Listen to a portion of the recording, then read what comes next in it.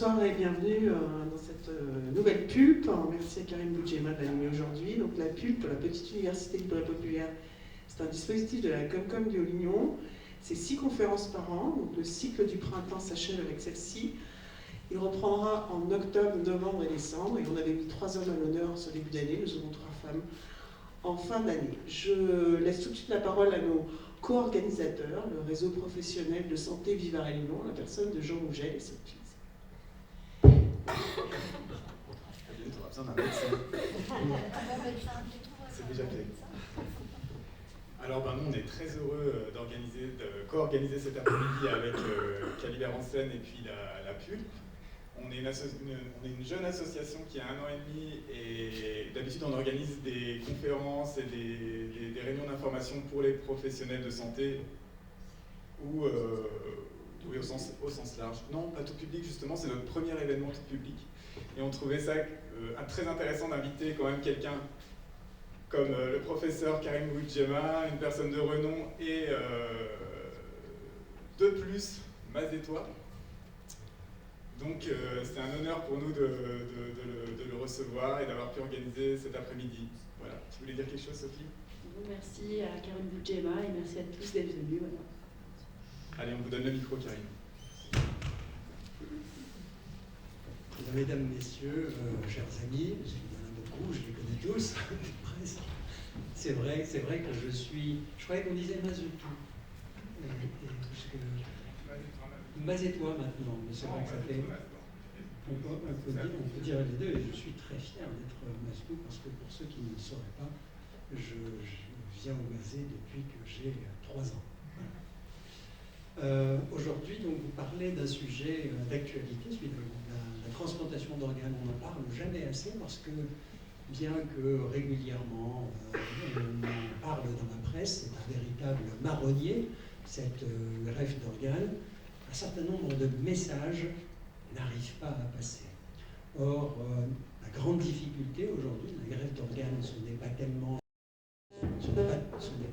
son succès, ce n'est pas tellement sa réalisation, ce n'est pas tellement son efficacité, mais c'est notre capacité à trouver des greffons. Et je vous expliquerai tout à l'heure pourquoi et comment on arrive à contourner aujourd'hui ce problème. Hier soir, nous avons vu un film magnifique de Maëlys de Kerangal qui explique parfaitement, qui met en scène parfaitement la notion de mort cérébrale, de prélèvement d'organes. Mais ce n'est pas tellement cet aspect que je vais évoquer aujourd'hui. Il m'a semblé utile de vous raconter l'épopée de cette spécialité médicale pour que vous touchiez du doigt les progrès considérables qui ont été faits tout au long du XXe siècle et qui arrivent à cette thérapeutique dont l'efficacité est redoutable, au sens où elle est formidable, au point de menacer son existence. Parce que pas de greffons, ou en tout cas peu de greffons. Alors l'idée de greffer des organes ne date pas du XXe siècle, mais déjà bien avant, et en particulier au XVIIIe siècle. Parce qu'au XVIIIe siècle, il y a un médecin, ils étaient un peu médecin, un peu chirurgien à l'époque, ils étaient un peu tout, qui travaillait au King's College à Londres, qui s'appelait M. Richard Bright, qui a décrit une maladie qui est l'insuffisance rénale. On ne parlait pas d'insuffisance rénale chronique, on dirait les maladies du rein ou le mal de Bright. Et le mal de Bright, c'était vraiment la terreur à l'époque, parce que quand on était atteint, souvent à la suite d'angines dans la jeunesse, vous avez dû en entendre parler, eh bien cela confinait à l'insuffisance rénale chronique et irrémédiablement à la mort de celui qui en était victime. Il s'agissait souvent de gens très jeunes et qui n'avaient pour seul bonheur, si je puis dire, que de mourir dans un coma lent et tout à fait indolore, mais de systématiquement mourir d'insuffisance rénale. Et l'idée avait germé à l'époque que la seule façon de pouvoir contourner cette horrible maladie, c'était finalement de remplacer le rein, ou en tout cas le tissu rénal. Il y a quelques essais qui ont été faits, en particulier en France, à Bordeaux, par un certain Philippot, docteur Philippot, qui, voulant traiter une de ses patientes, comme ça, atteinte d'un mal de Braille, d'insuffisance rénale, on est déjà passé au tout début du XIXe siècle, a eu l'idée absolument géniale d'aller insérer dans les reins de son jeune patient, à travers des fentes faites au couteau, l'anesthésie était tout à fait légère à l'époque, vous imaginez, des lamelles de tissu rénal de lapin. Alors, comme tous les médecins, contents, il décrit une amélioration de la fonction rénale. On rit évidemment aujourd'hui à la lecture de cet article, mais vous avez compris, ça n'a pas marché, l'enfant est mort au bout de quelques jours, mais disait Philippot, il n'est pas mort de l'opération, il est mort d'autre chose, d'infection pulmonaire, en fait il est mort d'insuffisance rénale, tout simplement. Puis les choses vont un petit peu passer parce qu'on ne sait pas greffer, on ne sait même pas suturer un vaisseau, et puis on n'a même pas une notion de ce qu'est un microbe, de ce qu'est la sepsie. Vous imaginez, le tout début du XIXe siècle, c'est Claude Bernard, on en est à la chirurgie expérimentale, on commence à comprendre la biologie, la physiologie humaine, et là on entre dans le domaine de la technique et on n'a pas les outils qu'il faut.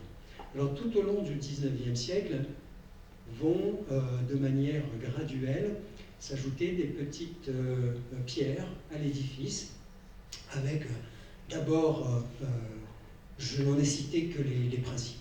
Ignaz Semmelweis, c'est celui qui, le premier au tout début du XIXe siècle, a compris qu'il y avait peut-être un monde mystérieux, invisible, qui était responsable de la transmission d'un certain nombre de maladies. En fait, Ignaz Semmelweis avait découvert qu'il y avait quelque chose qui se passait dans les maternités de Budapest donc, et d'Autriche. C'est que les chirurgiens, après avoir été en salle d'autopsie, ne se lavaient pas les mains, allaient accoucher des femmes qui mouraient de fièvre puerpérale. C'est quelque chose d'absolument dramatique. Et ils transmettaient comme ça ce que Semmelweis appelait à l'époque des miasmes, parce qu'on ne savait pas que c'était des organismes vivants, des microbes. Il faut attendre Pasteur pour les découvrir, ces microbes, et même les voir, ces microbes, avec un microscope. Et puis ensuite, un certain Joseph Lister, un petit peu plus loin, dans le XIXe siècle, a compris qu'on pouvait utiliser des solutions désinfectantes. Vous voyez qu'avec nos histoires de solutions alcoolisées et du Covid, on n'a rien inventé. Lister était un chirurgien anglais qui vaporisait ces solutions phénoliques avec cet appareil-là qu'il avait lui-même construit sur absolument tout dans son service, sur les murs, les mains, les vêtements, sur les tables d'opération, les malades avant d'être opérés, il en mettait partout au point que ça altérait même la peau des soignants et des soignés. Et puis, je crois qu'on ne peut pas ne pas citer Paul Bert. On oublie trop souvent Paul Bert. Alors tout le monde connaît le radical qui a été ministre sous Gambetta, qui a eu son temps de ministre de l'Éducation entre deux mandats de Jules Ferry. La petite école de Bronac, c'est Paul Bert. Alors vous me direz-vous, on est loin de la transplantation. Non, pas du tout, parce que Paul Bert a eu deux vies. D'abord une vie de médecin, puis une vie d'homme politique. Sa vie de médecin, il l'a apprise aux côtés de Claude Bernard, le grand Claude Bernard, donc au Collège de France, dont il était le préparateur du grand Claude Bernard. Donc il a appris beaucoup de choses et il s'est intéressé à la vitalité autonome des tissus. Il travaillait sur des souris blanches, des souris noires. Il avait remarqué que quand il coupait un fragment de queue d'une souris et qu'il l'insérait sous la peau de la même souris, bien le cartilage qui constitue la queue de l'animal continuait de vivre. Il suffisait qu'il change les espèces pour que le cartilage meure. Il avait imaginé la notion de rejet, ce qu'on appelle plus tard le rejet, lorsqu'il ne s'agit pas du même individu.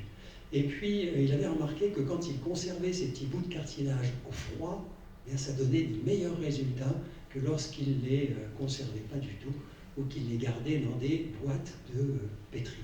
Alors voilà ces quatre hommes qui font avancer le 19e siècle et il faut attendre véritablement le début du 20e siècle pour que les choses se mettent en place. Et c'est dans la région que la transplantation va naître. La transplantation, elle est lyonnaise, plus exactement. C'est la grande école de médecine et de chirurgie de Lyon qui va faire éclore la greffe d'organes. On ne le répétera jamais assez. Les Américains essayent de nous piquer la paternité du truc, mais non. Je rappelle que, voilà, avec deux hommes, deux grands chirurgiens, Mathieu Jaboulet, fils de menuisier à Saint-Genis-Laval, vous voyez, on est juste à côté, qui a été le maître, c'est comme ça qu'on dit en médecine, le maître, de son élève Alexis Carrel, dont on a beaucoup parlé, qui a défrayé la chronique, mais oublions cet aspect-là de l'homme pour revenir sur l'esprit génial qu'il était. Alexis Carrel, il a inventé une chose toute simple, il a inventé la suture vasculaire. Il a inventé la suture vasculaire parce qu'il vivait à la Croix-Rousse, qu'il croisait les dentelières, qu'il voyait comment avec agilité, avec des petits fils fins et des petites aiguilles, elles étaient capables de refaire les tissus. Il connaissait sur la presqu'île les frères Azan, qui étaient des grands marchands d'étoffes et de fils et d'aiguilles, qui leur avaient fait faire des petites aiguilles très fines. Et il a inventé une technique qui s'appelle la technique de la triangulation. Il n'y a pas besoin d'être grand savant pour comprendre. Vous avez deux vaisseaux qu'on met bout à bout. Au départ, ils ont des tranches circulaires. Si vous mettez 3 points répartis de manière équidistante sur ce cercle-là et que vous tirez, vous transformez le cercle en un triangle et vous alignez ainsi les berges à suturer sans avoir besoin de les toucher. Parce qu'avant, on les touchait, on les mâchouillait avec des pincettes, ça les traumatisait terriblement et ça coagulait immédiatement après, donc ça ne marchait pas. Alexis Carrel va être récompensé en 1912 parce qu'en fait, il ne s'entend pas très bien avec ses confrères. Il quitte Lyon en 1904, il fait le tour du Canada, il travaille à Chicago, il montre sa technique partout parce qu'on est friand de sa technique aux États-Unis, puis il atterrit à Columbia dans le laboratoire de chirurgie expérimentale qui vient juste d'être offert à l'université par la famille Rockefeller, et c'est dans ce laboratoire qu'Alexis Carrel va faire tout le travail qui va le conduire en 1912 à obtenir le premier prix Nobel de physiologie ou de médecine attribué aux États-Unis. Donc vous voyez, un grand homme dont on a oublié, un, qu'il était français, et deux, qu'il était lyonnais, presque de la région. Plus exactement de Sainte-Foy-les-Lyons, c'est là-bas qu'il a grandi. Alors, en 1912, il a son prix Nobel, et il n'y a aucun doute que, sachant parfaitement suturer les vaisseaux, il faisait déjà des greffes de reins chez les animaux. Il avait déjà observé que quand on greffait un rein au même animal, quand on lui en prenait un et qu'on lui regreffait, ça marchait très bien. Que quand on prenait 2 animaux, il travaillait sur les chiens, pardon de le dire, mais à l'époque, ça passait comme une lettre à la poste. Quand on greffait le rein d'un animal à un autre animal, ça marchait 7 jours, 8 jours, puis ça s'arrêtait de marcher. Il sentait qu'il y avait un problème derrière tout cela qu'il n'arrivait pas encore à expliquer, qui impliquait sans doute le système immunitaire, mais il avait beaucoup de mal. Les connaissances n'étaient pas là pour définir ce que l'on appellera plus tard le rejet.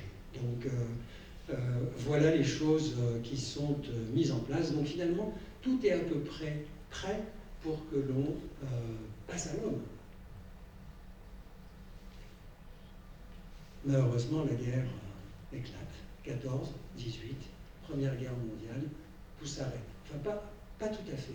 Parce que les guerres sont des sources de progrès immenses en médecine. Chaque fois qu'il y a une guerre, on en ressort avec des découvertes fabuleuses.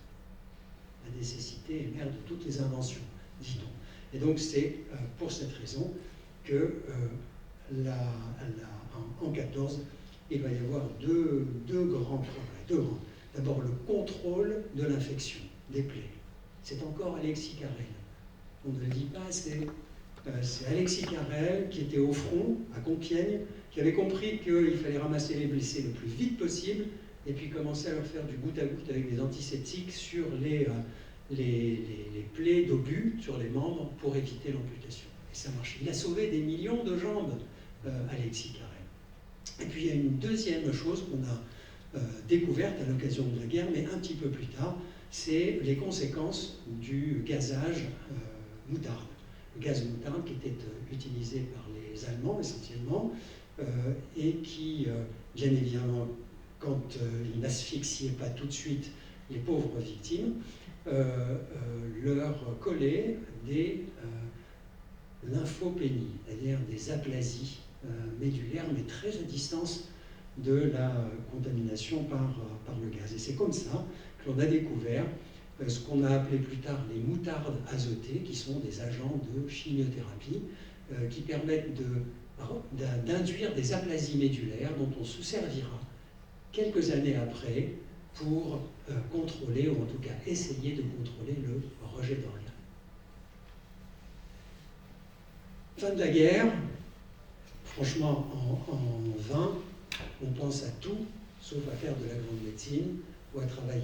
20, c'est le début des années folles, c'est la liesse populaire, on ne pense qu'à s'amuser.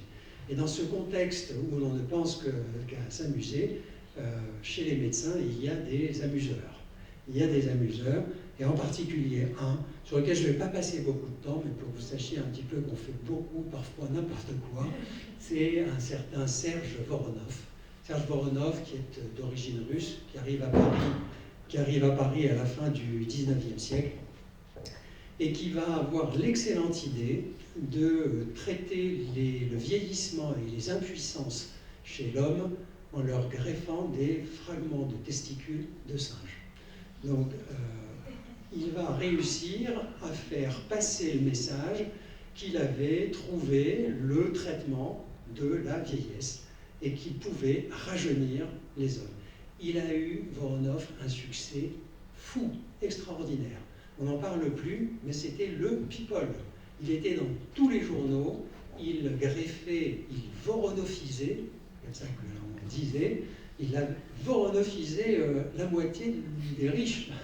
C'est parce qu'il faisait payer très cher ses greffes, et c'était vraiment une star incontestée à son époque, jusqu'à ce qu'on se rende compte, à la faculté, parce qu'il faisait ça en dehors, bien sûr, du système de la faculté de médecine, c'était une supercherie incroyable, mais le monde entier y a cru, et c'est tout à fait extraordinaire. D'ailleurs, vous verrez, dans les grandes brasseries parisiennes, à l'époque, on servait un bœuf sauce Voronov. Donc, sauce Voronov, la pièce de viande, et le must consistait à préparer la sauce sur la table, et il s'agissait quoi? D'une sauce banale, mais faite avec des petits oignons coupés en morceaux. Voilà, donc ça faisait rire ces messieurs et ces dames, ça avait un succès incroyable. Il y avait même le cocktail Voronov que l'on servait au Ritz, et donc qui était un cocktail de jouvence qu'on servait à ces messieurs d'Ecati qui fréquentaient ce grand hôtel avec leurs jeunes épouses. Bon, revenons un petit peu dans le terrain du sérieux. La première greffe de rein chez l'homme a lieu en 1933. En 1933, le 3 avril 1933, elle est réalisée par Yuri Yurijevitch Voronov. Il est ukrainien, donc soviétique à l'époque. Il a appris la chirurgie à Kiev, qui était une grande école de chirurgie, et aussitôt installé à Kherson, dont on entend beaucoup parler aujourd'hui, à l'hôpital de Kherson, nommé chef de service là-bas, et ayant beaucoup travaillé au laboratoire sur les autogreffes, les allogreffes de chiens, sur le chien, il passe à l'acte et réalise sa première greffe. Condition épouvantable, le donneur est un ouvrier qui s'est fracassé le crâne en travaillant. Il le prélève plusieurs heures après son décès. Vous imaginez un peu la souffrance qu'ont pu endurer les organes. Il prélève un rein et il le transplante à une jeune femme qui a voulu se suicider en avalant du mercure. L'intoxication au mercure, ça donne des lésions neurologiques gravissimes, elle était dans le coma, et ça donne aussi une insuffisance rénale aiguë dont on ne se remet malheureusement pas ou quasiment pas. Donc pour pouvoir contourner le problème, Yu Yu, c'est comme ça que son équipe l'appelait, Yu Yu, fait cette greffe de rein. Il l'a fait à la racine de la cuisse, vous voyez le schéma, c'est le schéma original qu'il a fait lui-même. À la racine de la cuisse, il branche les vaisseaux du rein sur les vaisseaux fémoraux et il laisse pendouiller l'urtère, c'est-à-dire le conduit où passent les urines.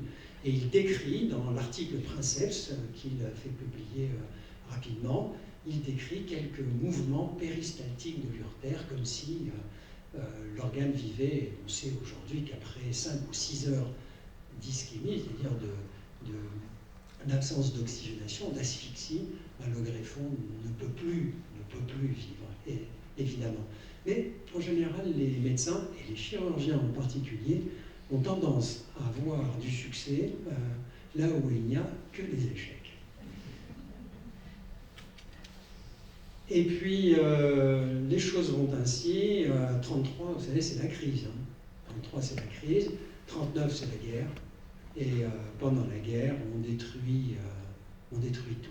Mais la guerre, comme je vous le disais tout à l'heure, c'est un terreau extraordinaire pour le progrès de la médecine.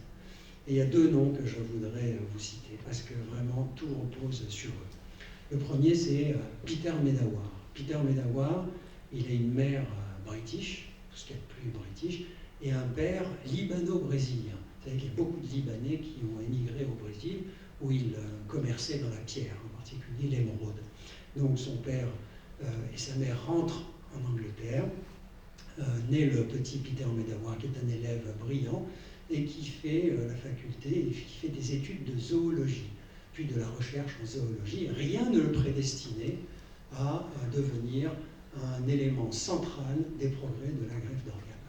En effet, pendant la guerre, il est affecté dans le service des grands brûlés, parce que pendant la bataille d'Angleterre, il y a beaucoup de gens qui sont brûlés.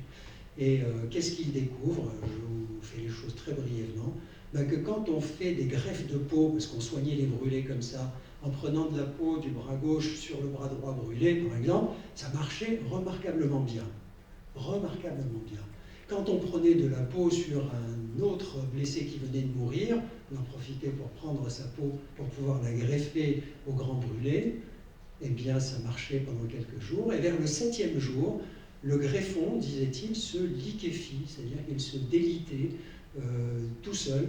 Et là où on voit l'homme de science, c'est qu'il examinait tout ça au microscope et il notait que le greffon est infiltré par des petites cellules noires, rondes, et qu'on appelait déjà les lymphocytes.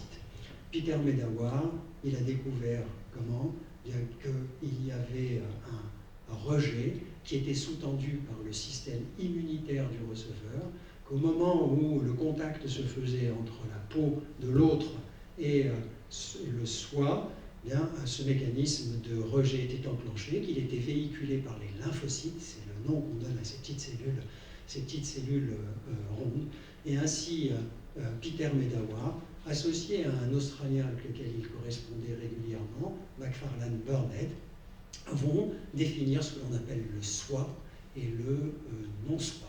Et ils vont travailler et découvrir que c'est pendant la période fétale, donc in utero, que se fait cette détermination entre le soi et le non-soi. Et pour ça, ils obtiendront le prix Nobel en 1960. Donc récompensés par ce travail immense et fondateur. Puis l'autre personne qu'il faut que je cite, c'est Jean Dosset. Jean Dosset, il est français. Il est parisien et toujours pendant la guerre, il est affecté dans le centre de transfusion, d'abord en Afrique, en Tunisie parce qu'il fait la campagne d'Afrique, et puis ensuite il revient et il va, je ne sais plus où exactement, pour continuer à transfuser. À la Libération, il reprend son internat, il va en centre de transfusion naturellement parce qu'il aime ça, il aime la transfusion, et c'est à l'hôpital Saint-Antoine, dans le centre de transfusion, qu'il découvre qu'un certain nombre de malades qui ont été polytransfusés, qui ont été transfusés plein de fois, donc avec beaucoup de poches de sang très régulièrement, que ces malades développent des anticorps qui attaque les globules blancs. Donc, pour faire très court, c'est comme ça qu'il découvre ce dont vous avez sans doute entendu parler, le système HLA, c'est-à-dire le support de ce qui est le soi et le non-soi. Mon groupe leucocytaire, le groupe de mes globules blancs, mais propre, il est absolument unique et personne au monde sur cette terre, sur les milliards d'individus, ne peut avoir le même. C'est impossible. Je suis moi parce que mon groupe HLA, mon groupe leucocytaire est absolument unique. Sauf si j'ai un jumeau monozygote, évidemment. Voilà, 2 hommes, la guerre, qui fait enfin encore faire des progrès. Passe la guerre, c'est là que les choses commencent à devenir sérieuses en matière de transplantation. Et l'histoire de la greffe réelle, la vraie, celle qui aujourd'hui nous porte, qui a tant de succès, ben, elle est française. J'ai dit Lyon d'abord, et ça passe après-guerre, ça passe à Paris. Alors à Paris, en janvier 51, il va y avoir 3 équipes qui vont se mettre à la greffe de rein. Les 2 premières vont greffer les 2 reins d'un condamné à mort qui vient juste d'être guillotiné. Il faut citer son nom, il le mérite, Jean Estingois. Il a assassiné un enfant, il a été condamné à la peine capitale.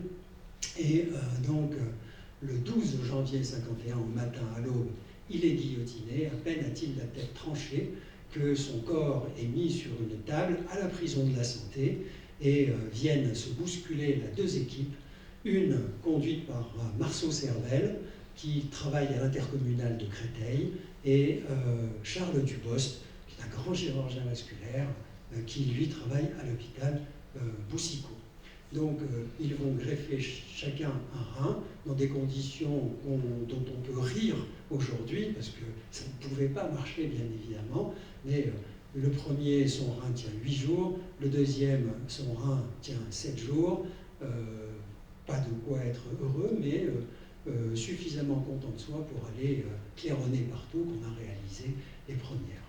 Et puis le 21 janvier, il y a un 3e homme qui greffe. Celui-là, il est urologue et il s'appelle René Cus. C'est un grand nom de la chirurgie parisienne. Son père était professeur de médecine déjà, et puis son grand-père était le maire de la ville de Strasbourg, le grand maire Cus, qui est encore connu partout à Strasbourg. Donc son petit-fils, chirurgien, lui greffe et met au point une technique dont on se sert encore aujourd'hui, dont les Américains n'hésitent jamais à citer le nom. Ils disent la technique de Cus. En France, c'est marrant, on dit la technique de greffe de rein. On ne cite pas Cus, on n'a pas cette fierté de reconnaître les siens. Il faut que ce soit les autres qui le fassent. Donc il a inventé une technique, vous voyez, que je vous ai représenté sur ce schéma. Chez le donneur, on prend un rein, et puis on le met chez le receveur sans toucher à ses reins propres, qui sont malades, on n'y touche pas, mais on se met dans ce que l'on appelle la fosse iliaque, non pas sur les vaisseaux fémoraux comme je vous ai montré tout à l'heure, mais sur les vaisseaux iliaques, et on branche curter sur la vessie. Donc voilà, cette technique est merveilleuse. On a l'impression que la fosse iliaque est faite pour être utilisée pour une transplantation rénale. Malheureusement, ces 2 premières équipes et l'équipe de René Cus, ils se heurtent toujours au même problème, le rejet. C'est-à-dire vers le 7e, 8e jour, rien à faire, les greffons sont rejetés. Parfois, il y a un petit truc, ça dure 9 jours, 10 jours, on crie victoire, mais irrémédiablement, le greffon est rejeté. Alors on se dit que c'est peut-être parce qu'il y a trop de différences entre l'antigénicité, donc l'identité du donneur, et celle du receveur. Et c'est pour ça qu'à la fin de l'année 1952, à Paris, toujours, à l'hôpital Necker, le professeur Jean Hamburger, qui est le père de la néphrologie mondiale, a l'idée de réaliser une transplantation rénale intrafamiliale. Cette fois, c'est la maman qui va donner à son fils, Marius, qui est un jeune homme qui est charpentier, qui tombe sur l'échafaudage. Il fait une hémorragie interne. On l'opère très vite dans la clinique d'à côté, l'endroit où a lieu l'accident. Là, on découvre qu'il y a un rein qui saigne. Alors, on lui enlève le rein, c'est ce qu'on fait habituellement devant ces reins fracturés. Le problème, c'est que Marius, il n'avait qu'un rein. Et donc, le chirurgien qui l'a opéré lui a enlevé son rein unique. Il est plongé en insuffisance rénale, il est transféré à Paris dans le service du professeur Hamburger, qui est le spécialiste de l'époque de la maladie rénale. Et Hamburger prend la décision alors de réaliser cette greffe à donneur vivant. Malheureusement, elle ne va pas durer plus de 7 jours. Vers le 10e, 12e jour, le rein va être inexorablement rejeté. Et on n'a aucun moyen de contrôler cette réaction de rejet. Les corticoïdes qu'on commence à introduire n'y font rien du tout. C'est un échec. C'est un échec qui va beaucoup traumatiser l'équipe de Jean Hamburger, mais c'est un échec qui va permettre de faire connaître au grand public ce qu'est la transplantation rénale, parce que pendant les quelques jours où ce jeune homme survit, tous les jours, les journalistes, toute la presse parisienne et nationale se précipitent à l'hôpital pour essayer de voler une photo et essayer de ce qu'on fait aujourd'hui, faire vibrer l'émotion pour faire vendre. Donc Marius laisse une trace dans l'histoire de la greffe qui est indélébile, puisqu'on en parle et on le cite systématiquement. Alors là, je vous parle de la France. C'est vrai que ça a débuté en France, mais l'Amérique est la grande gagnante de la Deuxième Guerre mondiale. Elle va imposer son tempo dans toutes les dimensions, y compris en médecine, et ils vont faire les choses comme ils savent le faire, c'est-à-dire avec de l'intelligence, avec du travail, puis de l'organisation et de l'argent.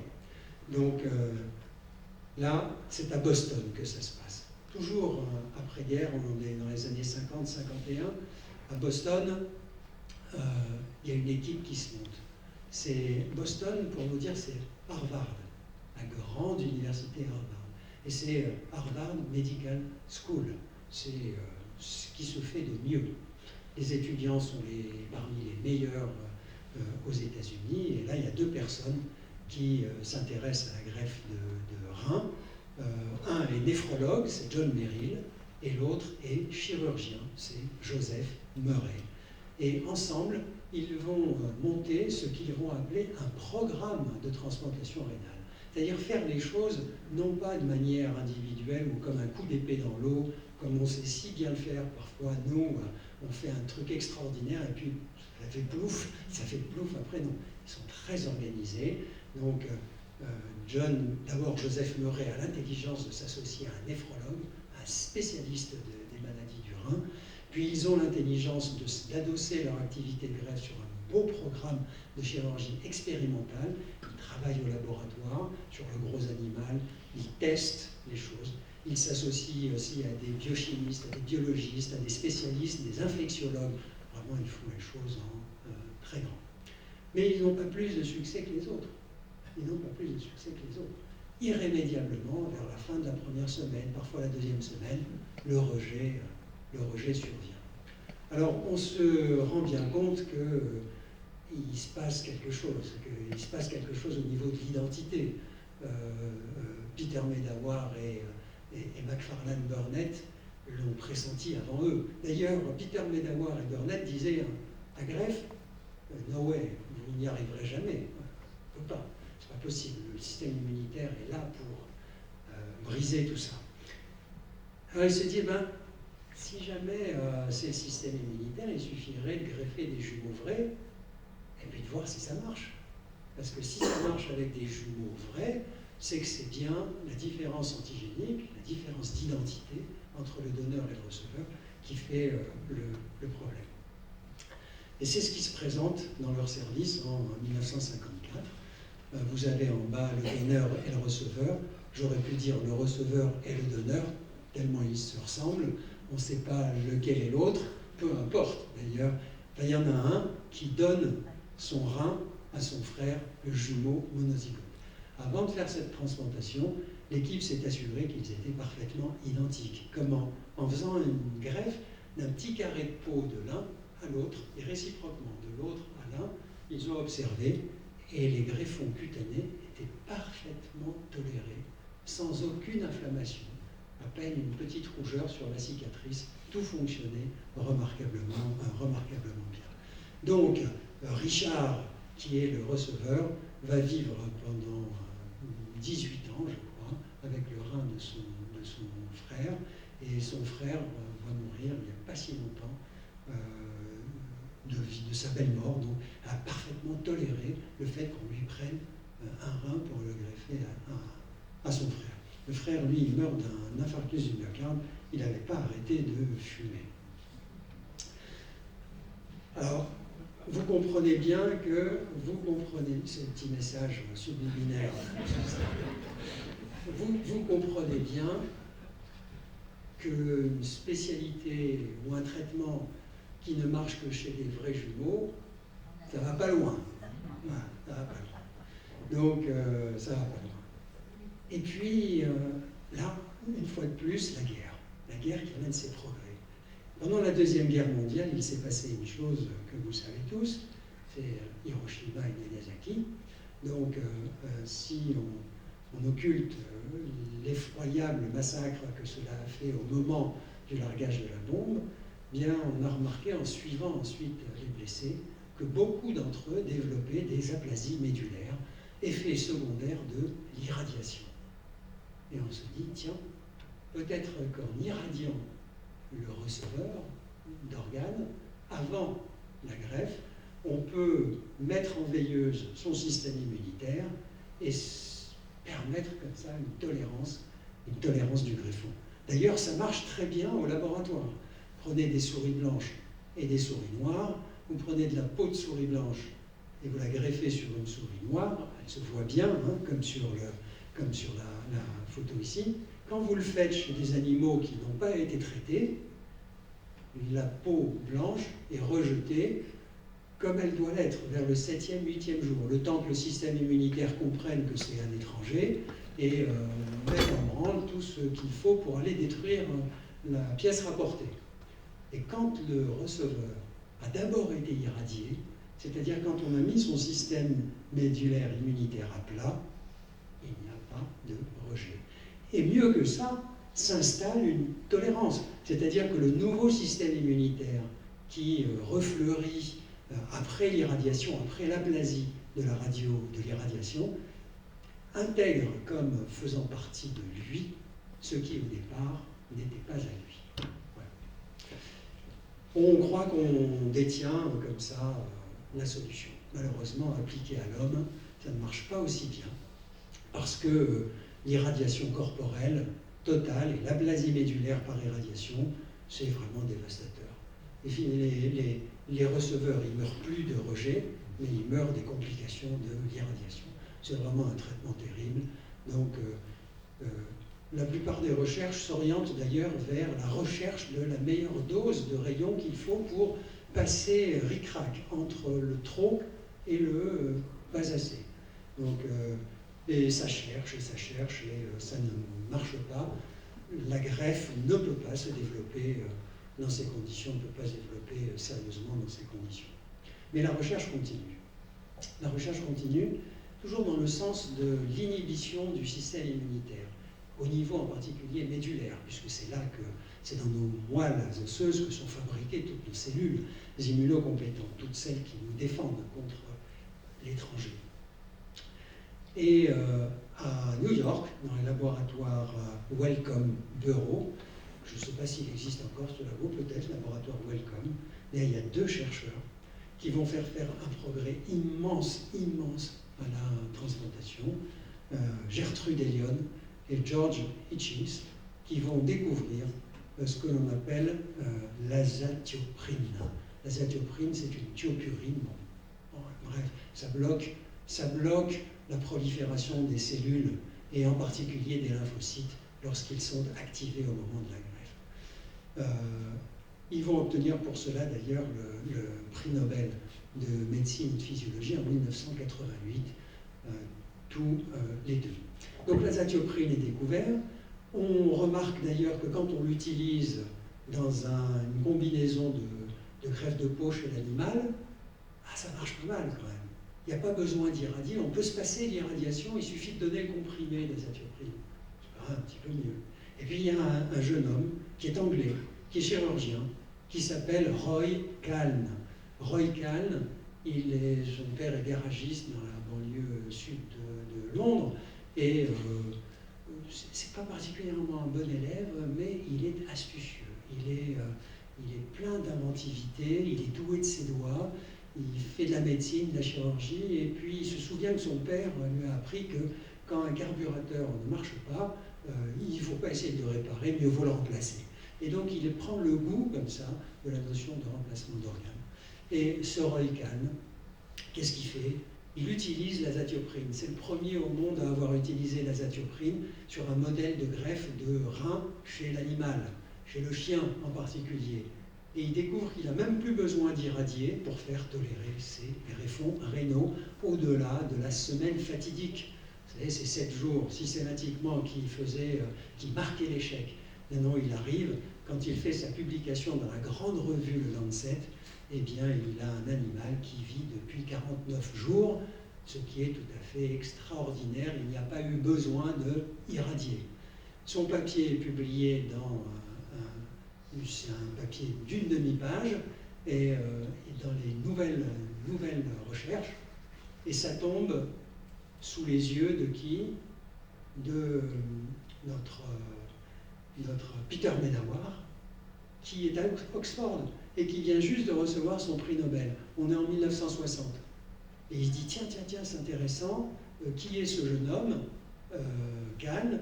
Ils se rencontrent, et Kahn en profite pour lui dire, vous savez, monsieur Medawar, si vous pouviez me faire une lettre de recommandation pour aller travailler chez Joseph Murray à Boston, ce serait formidable pour moi. C'est un jeune à l'époque, Kahn.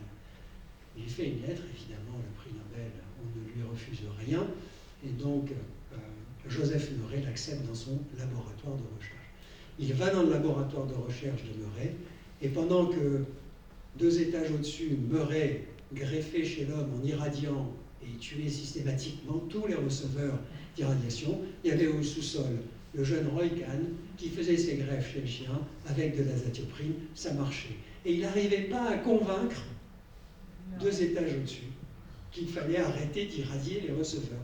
Et de temps en temps, il allait dans les réunions cliniques en se baladant comme ça avec son chien qu'il avait greffé, et il disait, vous voyez, ça c'est Lollipop. J'ai pris l'exemple de Lollipop, mais il y en avait tellement d'autres. Il se baladait, il disait, mais regardez, il va bien, il n'a eu que de l'azatioprine, il a fallu du temps pour que les cliniciens, ils faisaient de la recherche, mais il était chirurgien, il faisait ce qu'on appelle son fellowship, en fait, il était research fellow à Boston. Et il a quand même réussi, finalement, à convaincre l'équipe de Murray d'utiliser l'azatioprine. Mais ils sont têtus, les gars, parce qu'ils ne voulaient pas abandonner l'irradiation. Alors ils faisaient de l'azatioprine et un petit peu d'irradiation quand même, un petit coup, là, comme ça, on ne sait jamais. Voilà. Bon, et il obtenait des résultats qui étaient bons, mais ces receveurs mouraient des complications de l'irradiation. Alors, à ce stade, vous vous posez peut-être une question que je vais tout de suite mettre au clair, c'est quand on faisait de la greffe de rein, on donnait les reins, il venait soit de morts, c'est-à-dire de gens qui venaient de mourir, on reparlera de ça tout à l'heure, et donc ils mouraient, on les ouvrait, on prélevait le rein, et on l'apportait chez le receveur. Le rein n'était pas vraiment frais quand il arrivait chez le receveur, donc il y avait des difficultés à une reprise de fonction, ou alors on faisait beaucoup de donneurs vivants apparentés, c'est-à-dire dans la famille, il y avait un volontaire qui se désignait pour qu'on lui prélève un de ses reins et qu'on aille le greffer chez un membre de sa famille malade. C'est beaucoup mieux parce qu'on a le temps de programmer l'intervention. Ça ne se fait pas, il ne faut pas se bousculer au moment où le donneur potentiel meurt. On peut programmer les choses, on dit voilà, mardi prochain, on fera la greffe. Donc on prépare tout, dans une salle on fait le prélèvement, dans la salle qui est juste à côté on fait la greffe, on travaille ensemble, on ouvre l'un, on ouvre l'autre, on prépare le site d'implantation chez l'autre, dès que le rein est retiré, top, hop, on le transfère. Qualité, premier choix, le rein fonctionne dans ces conditions suffisamment vite et bien. Alors on est en 1963, ça commence à frémir la greffe avec ce qu'on appelle l'azatioprine. Hein, vous avez compris, cette molécule qui va vraiment faire la première révolution du truc. Et les Américains, toujours bien organisés, à chaque fois qu'un petit truc commence à frémir ou à marcher, il est temps de faire le point. Et on fait le point comment? On fait ce qu'on appelle des conférences de consensus. C'est-à-dire qu'on réunit toutes les équipes dans le monde qui font ça et on analyse sérieusement les résultats obtenus pour voir, on continue, on arrête, on fait comment? C'est quoi la suite? Alors, la première conférence de consensus a lieu en 1963, donc elle se fait à Washington. C'est au National Research Council, donc je ne connais pas, mais voilà, c'est très connu, dans une petite salle. Vous avez tous les greffeurs du monde, ils sont une poignée, une trentaine, 25 ou 30, ils se réunissent, ils prennent la parole l'un après l'autre, ils exposent leur cas et disent voilà, j'en ai fait 10, j'ai qu'un survivant parce que je l'ai greffé il y a une semaine. L'autre dit et toi combien, et toi combien. Et puis ils analysent chaque dossier, vous savez, de manière très méticuleuse. Il y a les plus grands spécialistes du monde qui sont là et ils regardent le pourquoi du comment. Et à un moment se lève un jeune chirurgien qui s'appelle Thomas Starzl.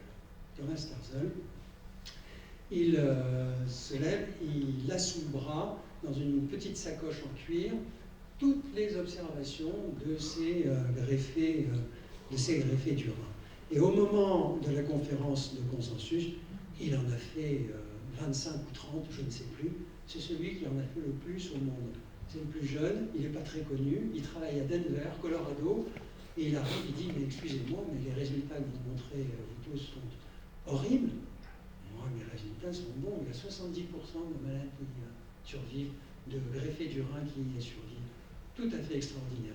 Parce qu'il a eu l'intelligence, il a eu, même pas, il a eu le mérite, il a eu le nez, si je puis dire, de mettre au point ce qu'on appelle le cocktail d'immunosuppression de Starzl, c'est-à-dire que les drogues dont on bénéficie à l'époque, ils ne les utilisent pas toutes en même temps et toutes à forte dose. Il fait doucement, il en donne un peu avant la greffe, puisque c'est de la greffe à donneur vivant, on peut programmer. Puis quand il sent qu'il y a un petit rejet qui arrive, il met un petit peu plus de corticoïdes. Enfin, il travaille vraiment à la pièce, si je puis dire, avec son c'est inquiétant, non, avec son cocktail. Et 70%, 75% des greffes qu'il fait tiennent. C'est tout à fait extraordinaire. Et ça va être l'envolée de la transplantation rénale. Parce que 5 ans après, il y a déjà 70 centres de transplantation rénale qui ont ouvert aux États-Unis. La greffe de rein devient une méthode thérapeutique.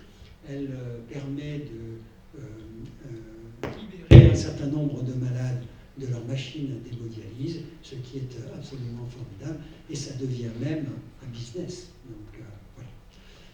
Et puis, Starzl, là, je pense qu'il y a un problème de pile. Hein. Il y en a peut-être un autre. Donc, Thomas Starzl, vous m'entendez? Oui. Pas terrible.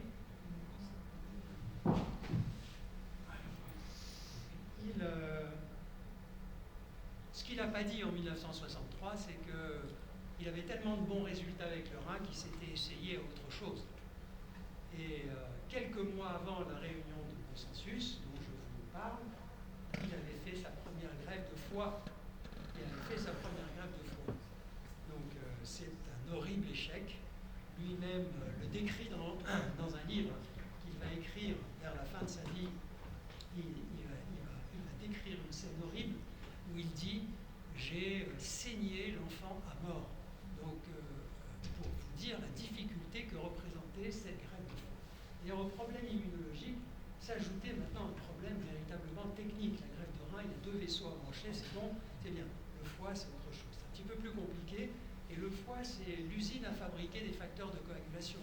Si on coagule, le sang coagule, c'est grâce à notre foie. Parce que nous fabriquons des protéines qui nous permettent de coaguler. Donc quand le foie est malade, il n'y a plus de coagulation. Aller opérer un malade qui n'a plus de coagulation, ça saigne beaucoup.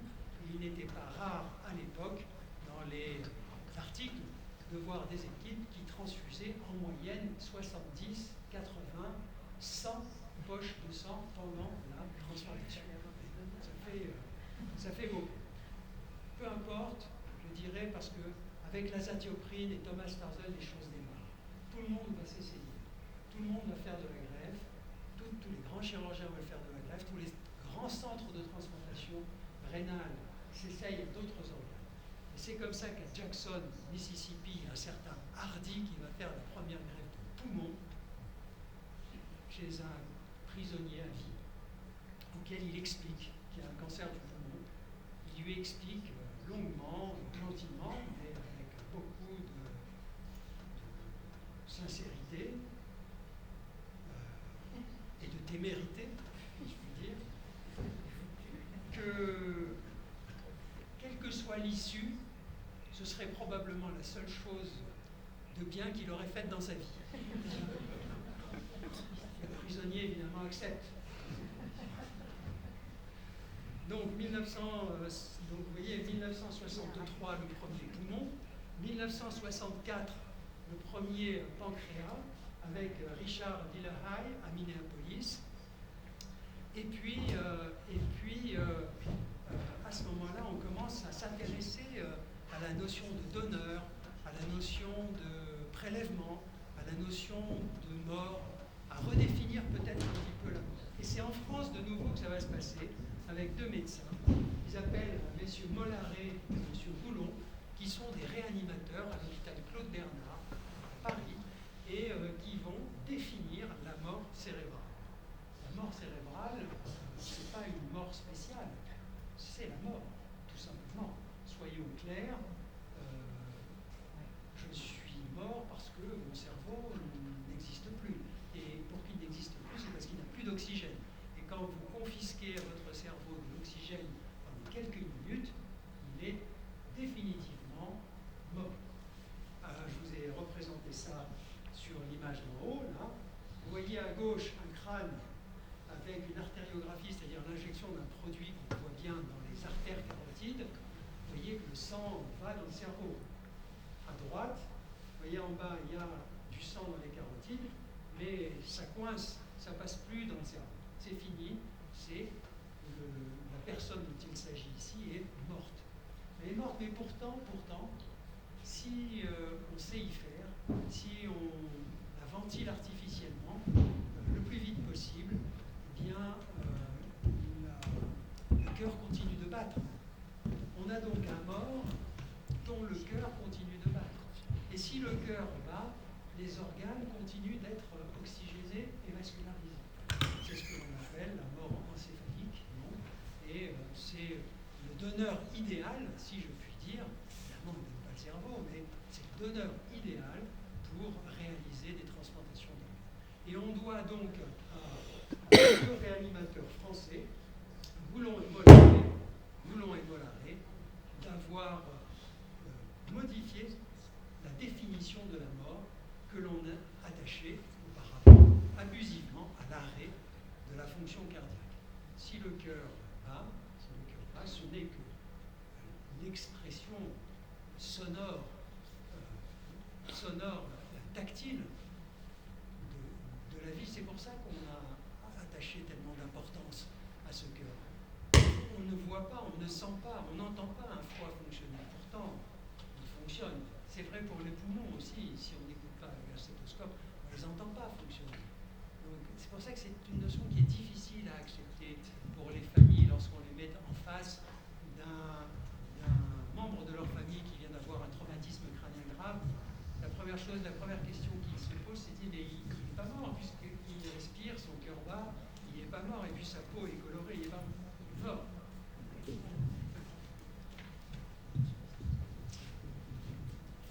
Et alors pourquoi c'est tellement important cette notion de mort cérébrale ? Parce qu'à partir du moment où la mort n'est plus définie par l'arrêt du cœur, on va pouvoir greffer des cœurs. Ben oui, parce que s'il fallait attendre que le cœur s'arrête de battre, s'altère, pour pouvoir le greffer, ça n'aurait jamais marché. Donc, en Amérique toujours, il y en a un qui travaille depuis 10 ans, de manière acharnée, sur la greffe de cœur. Il travaille au laboratoire, sur un modèle animal. Il sait faire des greffes de cœur chez le modèle animal. Ça marche très bien. Mais il est frustré, il ne peut pas faire de greffe de cœur chez les humains, puisque à chaque fois que... Voilà, vous avez compris qu'on ne pouvait pas faire du donneur vivant apparenté en greffe de cœur. C'est pas facile. Et donc, on ne peut pas prélever non plus un mort, puisque son cœur ne marche plus, il est inutilisable. Voilà, on ne peut pas. Et à partir du moment où, en 1967, cette nouvelle définition de la mort fait son chemin, elle naît en Europe, en France, elle fait son chemin très rapidement. Et il y en a un aux États-Unis qui s'appelle Norman Shumway, qui travaille à Palo Alto, qui réalise sa première greffe de cœur. Alors, je suis à peu près sûr qu'il y en a parmi vous qui se disent mais il se trompe complètement. C'est pas lui. C'est pas lui, c'est Barnard. Oui, non, mais j'ai dit ça, greffe de cœur. J'ai pas dit la première greffe de cœur. Ça, greffe de cœur. Mais Shumway méritait d'être cité en premier, parce que c'est lui qui a tout inventé en matière de greffe de cœur. Il a tout inventé et c'est lui qui a enseigné le monde entier en matière de transplantation cardiaque. Et il y a eu parmi ses élèves 2 personnes de renom, un certain Christian Barnard et un certain Christian Cabrol. Ils sont ses élèves et Barnard, qui est rapide, malin comme un singe, intelligent et qui vit en Afrique du Sud, parce qu'il est d'Afrique du Sud, voit le tapis se dérouler devant lui pour pouvoir réaliser le plus vite possible la première greffe de cœur. Et 1 mois avant celle de Shumway, il a déjà fait sa première greffe de cœur. La première greffe de cœur. Bon, Barnard, c'est un africaneur assumé. Et il va se servir de cette greffe de cœur pour porter haut le drapeau de son pays, l'Afrique du Sud. Donc, il va faire le tour du monde entier. Il sera reçu par tous les présidents, sauf De Gaulle, qui n'aura pas voulu le recevoir, par tous les princes, par toutes les princesses, les rois. Et il va très vite, du chirurgien très doué qu'il était, passer dans le star system et devenir la coqueluche des journaux People. Et il va finir sa vie comme représentant d'une clinique en Suisse qui fait de la réjuvénation en injectant chez les gens qui ne veulent pas vieillir. Vous voyez, des Voronov, il y en a à toutes les époques, chez les gens qui ne veulent pas vieillir, des cellules de placenta de brebis. Et en France et en Europe. En Europe, ça... Parce que là, on était en Amérique. C'était l'Amérique. C'est l'Amérique qui a tout fait, on peut dire. Mais en Europe, il y a... Voilà, je vais vous montrer Christian Barnard. En Europe, vous avez Christian Cabrol, qui en avril 1968, c'est-à-dire finalement très peu de temps après celle de son maître, Shumway, fait sa première greffe à la Pitié-Salpêtrière à Paris. Malheureusement, son receveur va vivre 56 heures et va décéder. Puis il y en aura une autre à Brossé, qui va vivre pendant 18 mois quand même. C'est pas mal avec de l'azatioprine et des corticoïdes. C'est le fameux père Boulogne, dont vous avez sans doute entendu parler. Mais ce qu'on oublie trop souvent, et ça c'est vraiment pas bien, c'est qu'à Marseille, quelques mois après, donc à Marseille, au mois de novembre, un certain Edmond Henry, professeur Edmond Henry, réalise la première greffe cardiaque marseillaise à Emmanuel Vitria. Vous avez entendu parler d'Emmanuel Vitria. Tous les ans, il faisait la une de Paris Match au moment de son anniversaire de greffe. Et ça a duré 18 ans et 6 mois. Il a vécu 18 ans et 6 mois avec un cœur, le cœur d'un autre, greffé, en ayant le même traitement que les autres finalement. Pas mieux, de l'azatioprine, un petit peu de corticoïdes, des anticoagulants, parce que les greffés du cœur prennent des anticoagulants, mais ça a marché chez lui. Ce qui met en lumière un phénomène nouveau sur lequel on travaille beaucoup aujourd'hui, qui est celui de la tolérance. La tolérance, c'est quelque chose qu'on peut apprendre. Ne voyez là aucun message particulier, mais la tolérance, c'est quelque chose qu'on peut manipuler, c'est quelque chose qu'on peut infiltrer et que l'on peut dompter pour faire en sorte que l'on admette l'autre, finalement autrui, le non-soi, avec le soi. Alors, vous allez me dire, ben ça y est, ça marche. Ben, pas si bien que ça, parce que je vous ai dit que le rein c'était 70%, mais pendant ce temps, la dialyse s'est développée. Et les dialysés, eux, ils vivent, pas normalement, bien sûr, mais ils vivent. Et difficile de décrocher un jeune homme de sa dialyse en lui disant là c'est 70%, il y a quand même 30% de risque d'y passer. Voilà, donc pas trop y aller quand même. Donc, mais les résultats ne sont pas aussi bons avec le foie, le pancréas et le cœur, parce qu'il n'y a que 20 à 25% de bons résultats, malgré l'azatioprine et les corticoïdes. C'est difficile dans ces conditions que la méthode se développe. Il faut du nouveau, il faut du progrès. Et le progrès, il va venir par hasard. Le hasard le plus complet, incroyable. On dirait le hasard ne sourit qu'aux esprits préparés, disait Pasteur. Et l'esprit préparé, c'est Jean-François Borel. Jean-François Borel, c'est un Suisse qui travaille chez Sandoz à Bâle. Sandoz, il fabrique quoi? Du désherbant, de l'engrais. C'est Monsanto, mais puissance 10. Je crois qu'ils fournissent à l'autre. Donc, leur image de marque est pas terrible, il faut le dire. Mais ce sont des gens très rigoureux et ils ont une politique de screening systématique des molécules. Et c'est comme ça qu'un de leurs employés, qui passait ses vacances au bord d'un fjord en Norvège, ramasse un petit peu de terre, la met dans sa besace pour la ramener au laboratoire et la faire étudier. Et dans cette terre, on découvre un tout petit champignon microscopique. Et dans ce petit, qu'on appelle le Tolypocladon inflatum, et dans ce champignon, on découvre une molécule, il y en a encore beaucoup plus petit, cyclique, comme ça, comme ça, et qui ressemble beaucoup à un antibiotique, à une streptomycine. On se dit, on va en faire un antibiotique, formidable. Ils le testent pour voir si ça a des vertus antibiotiques, ça ne marche pas vraiment bien, donc hop, ils le remisent au placard. Et puis, un collaborateur de Jean-François Borel, c'était chef du labo, son collaborateur, Staeline, avait inventé une technique de screening automatique. Vous pouviez faire 1000 échantillons dans la journée, alors qu'avant il fallait 10 ans pour tester 10 échantillons, à peu près. Et il a l'idée de retester toutes les molécules qui étaient au placard et qui n'avaient pas montré un bénéfice particulier. Et c'est comme ça, je la fais courte, c'est comme ça qu'on découvre les vertus immunosuppressives donc, de la cyclosporine A. C'est-à-dire que ça inhibe la prolifération des lymphocytes qui sont impliqués dans le rejet. Et là, vous imaginez, c'est le Graal, c'est le départ, c'est là que l'on découvre le truc. Tout le monde en parle, même les grandes revues, le grand journal Le Monde en France évoque tellement c'est une découverte révolutionnaire, hein, c'est vraiment formidable. La molécule cyclosporine, c'est devenu le Néoral, c'est son nom de commerce. Hein. Vous voyez, une ère nouvelle commence, comme le dit et mieux encore. Vous avez au Japon les Japonais qui, pendant longtemps, ont beaucoup copié avant de faire eux-mêmes.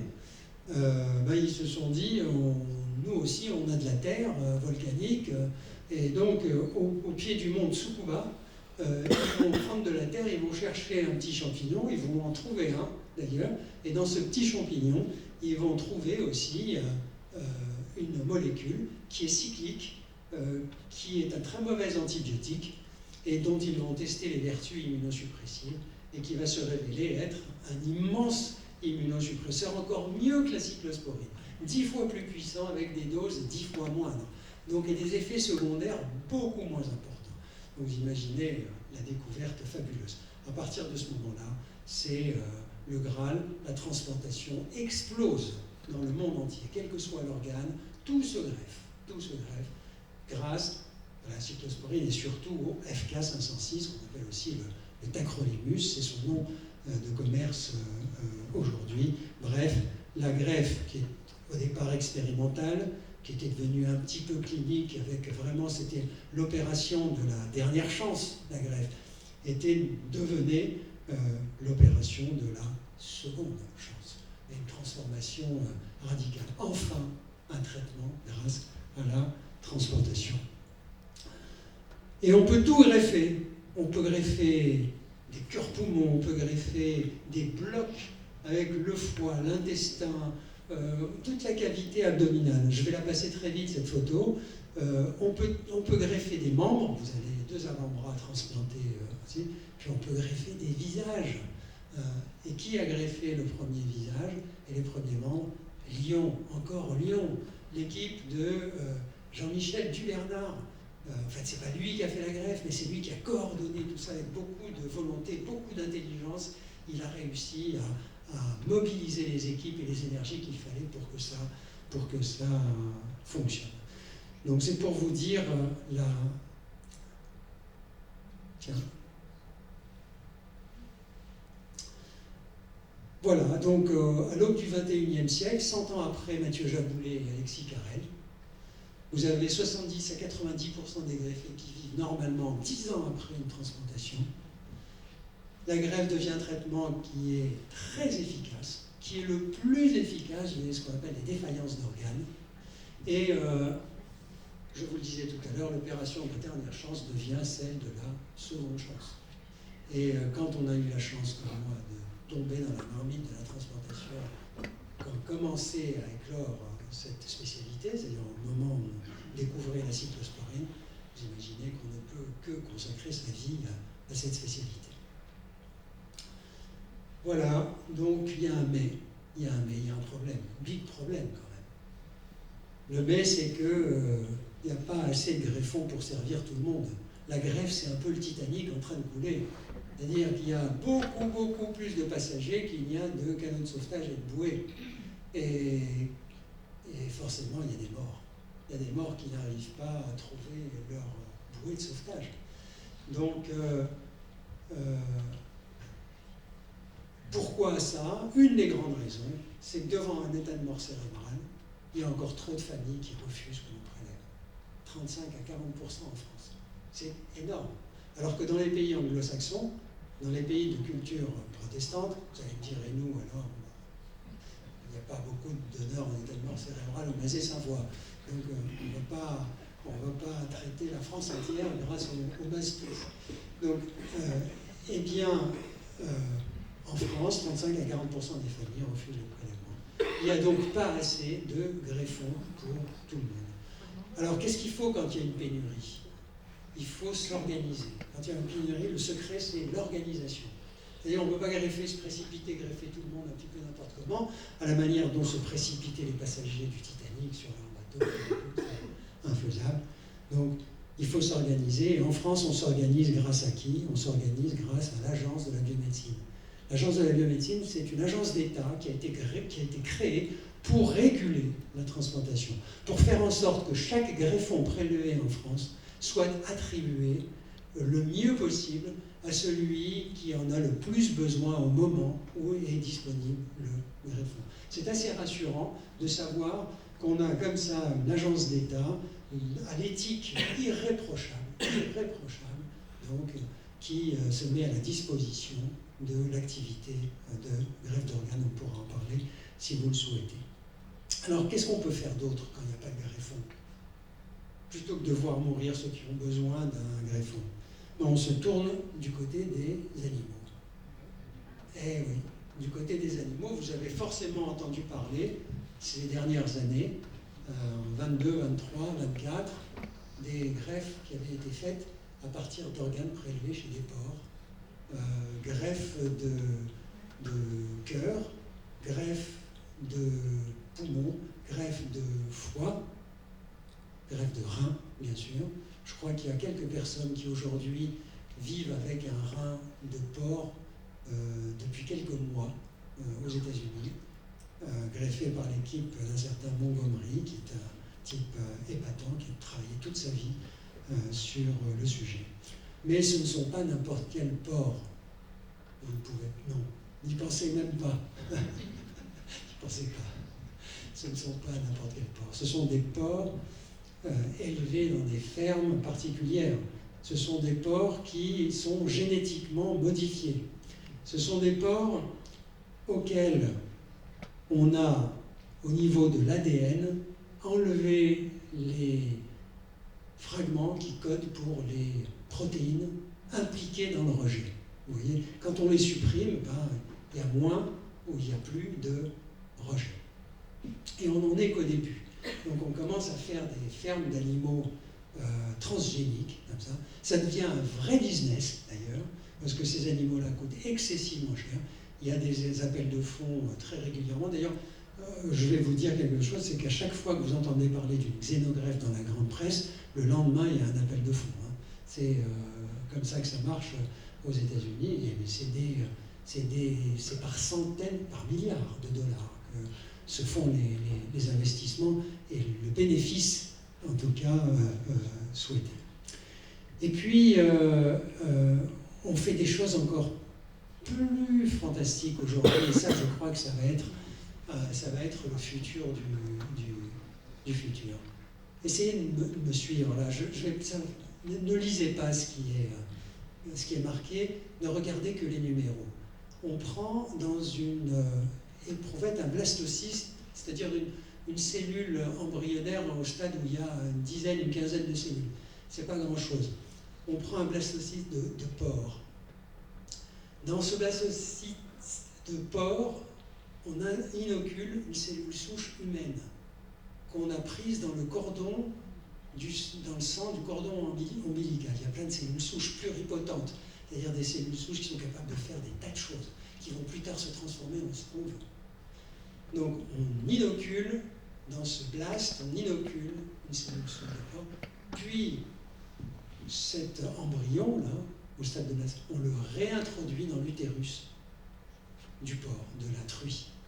On fait une fécondation in vitro et on laisse grandir, et on arrive aujourd'hui à obtenir comme ça des animaux dont le cœur est humanisé, où le pancréas est humanisé, où le rein est humanisé, c'est-à-dire qui ont l'antigénicité, les caractéristiques cellulaires de l'espèce humaine, et dont on espère faire des organes transplantables à l'homme.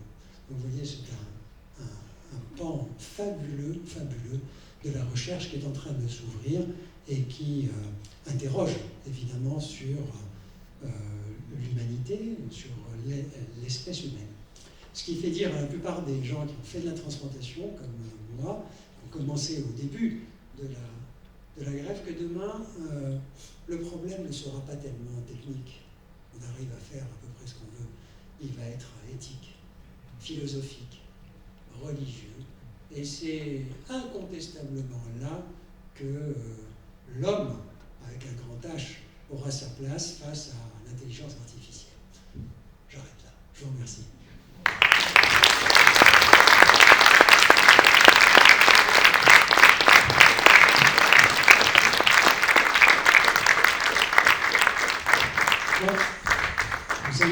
Nous allons essayer de nous brancher là pour avoir en visio.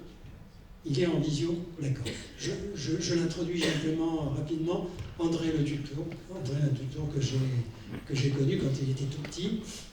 Il va vous raconter son histoire et il est un des grands responsables des associations de transplantés en France. André Le Dutour a été le président de TransEpat, l'association des greffés du foie en France, et il fait un travail considérable, phénoménal, pour continuer de promouvoir la greffe d'organes en général, le don d'organes en général, l'éducation des greffés, l'université des malades à l'hôpital, dans la France entière. André, on va vous passer la parole. Merci. D'abord, est-ce que vous m'entendez bien? que vous m'entendez? Oui. Très bien. Oui, on vous entend. C'est super. On vous entend. Eh bien écoutez, merci Karim. C'est toujours passionnant de vous écouter. C'est pas la première fois que je vous écoute, mais à chaque fois, j'apprends énormément de choses. Et vous allez voir qu'il y a un certain nombre de regroupements que je vais vous exposer. Alors, effectivement, moi je suis greffé du foie, c'était au siècle dernier, puisque j'ai été greffé en 1990, j'étais un des premiers greffés, je suis le 52e greffé au CHU de Rennes. J'avais donc 40 ans à l'époque. Effectivement, quand on me l'a appris, c'était le ciel, bien sûr, qui me tombait sur la tête, puisqu'il n'y avait pas, j'avais pas d'expérience, enfin, j'avais pas rencontré de patients qui avaient bénéficié de ce geste salvateur avant. Et donc, c'était assez perturbant. Voilà, je me demandais véritablement ce que j'allais devenir. Marié, 3 filles, l'aînée 19 ans, la plus jeune 10 ans. Donc c'était quand même des moments extrêmement difficiles. Et puis voilà, voilà, j'ai été donc inscrit sur la liste d'attente début 1990. C'était à l'époque, il n'y avait pas de portable d'ailleurs. Hein, j'avais un bip et le bip sonnait régulièrement lorsque je passais sous des lignes haute tension, lorsque je rentrais dans des sous-sols et à chaque fois j'appelais donc le CHU. Est-ce vous qui avez appelé le rossignol numéro tant? Vous imaginez l'angoisse. Voilà, je crois que c'est la période un peu, c'est le moment le plus difficile, c'est l'attente parce qu'on ne sait jamais à quel moment on va être appelé. Et finalement, j'ai été appelé début février 1990. Et puis là, on m'a dit, écoutez, vers minuit, on m'a dit rentrez chez vous, puisque ça ne se fera pas. Alors, il y a sans doute qu'il y a eu une super urgence, que le foie est parti ailleurs, ou alors qu'il y a eu des difficultés au moment du prélèvement. Je ne le saurais jamais. Et donc j'ai repris le travail parce que je continuais quand même à travailler. J'ai été greffé pour une cholangioschlérose, qui est une maladie donc des vaisseaux du foie. Et donc il n'y avait pas d'autre solution que de procéder à une transplantation. Et là, je vais vous rejoindre Karim, parce que tout à l'heure vous parlez du porc. Et mon métier, c'était justement de m'occuper de production porcine, parce que je me suis occupé toute ma vie de génétique porcine. Alors j'aurai peut-être dans quelques années un autre job qui me permettra peut-être de commercialiser des cochons pour pouvoir aussi faire de la greffe. Mais donc voilà pour un petit peu mon histoire. Donc finalement j'ai été greffé quand même en début mars 1990, j'avais donc 36 ans, 2 mois d'hospitalisation. Il y avait fréquemment à l'époque quand même des retours au bloc, ce qui a été mon cas, avec un temps de transplantation quand même qui était d'une 15aine d'heures. Ça a beaucoup diminué, puisque je crois que maintenant, mais Karim peut le confirmer, vous avez divisé un peu le temps de transplantation par 3. La réanimation était une réanimation quand même assez longue, j'en garde pas forcément des bons souvenirs. Et puis des traitements qui étaient des traitements quand même assez forts. Et toujours est-il que je suis sorti au bout de 2 mois, 3 mois de convalescence, et j'ai repris mon activité professionnelle, en fait, 5 mois après. Je tenais absolument à reprendre mon activité professionnelle, c'est un métier qui me passionnait, et j'avais tellement envie de le perdre que durant d'ailleurs ma convalescence, j'allais une journée au bureau pour ne pas perdre le pied, si je puis dire, et parce que j'avais aussi, bien sûr, des collègues qui souhaitaient qu'une chose, c'est reprendre ma place. Voilà. Donc ça a été des moments quand même assez difficiles. Je retrouve mon emploi, et puis voilà, donc j'ai gardé cet emploi jusqu'à ma retraite, donc sans difficulté particulière. Donc voilà, quelque chose que je trouve quand même d'extraordinaire, de pouvoir ainsi vivre avec cette générosité humaine, dans sa forme, je dirais, la plus simple. J'ai prends soin, je considère que j'ai aussi une bonne hygiène de vie, que bien sûr je remercie régulièrement le donneur que je ne connaîtrai jamais, puisque vous savez que le don est anonyme et gratuit. Et bien sûr, remercie aussi les équipes médicales qui m'ont aidé quand même à survivre et à prolonger cette vie. Et donc,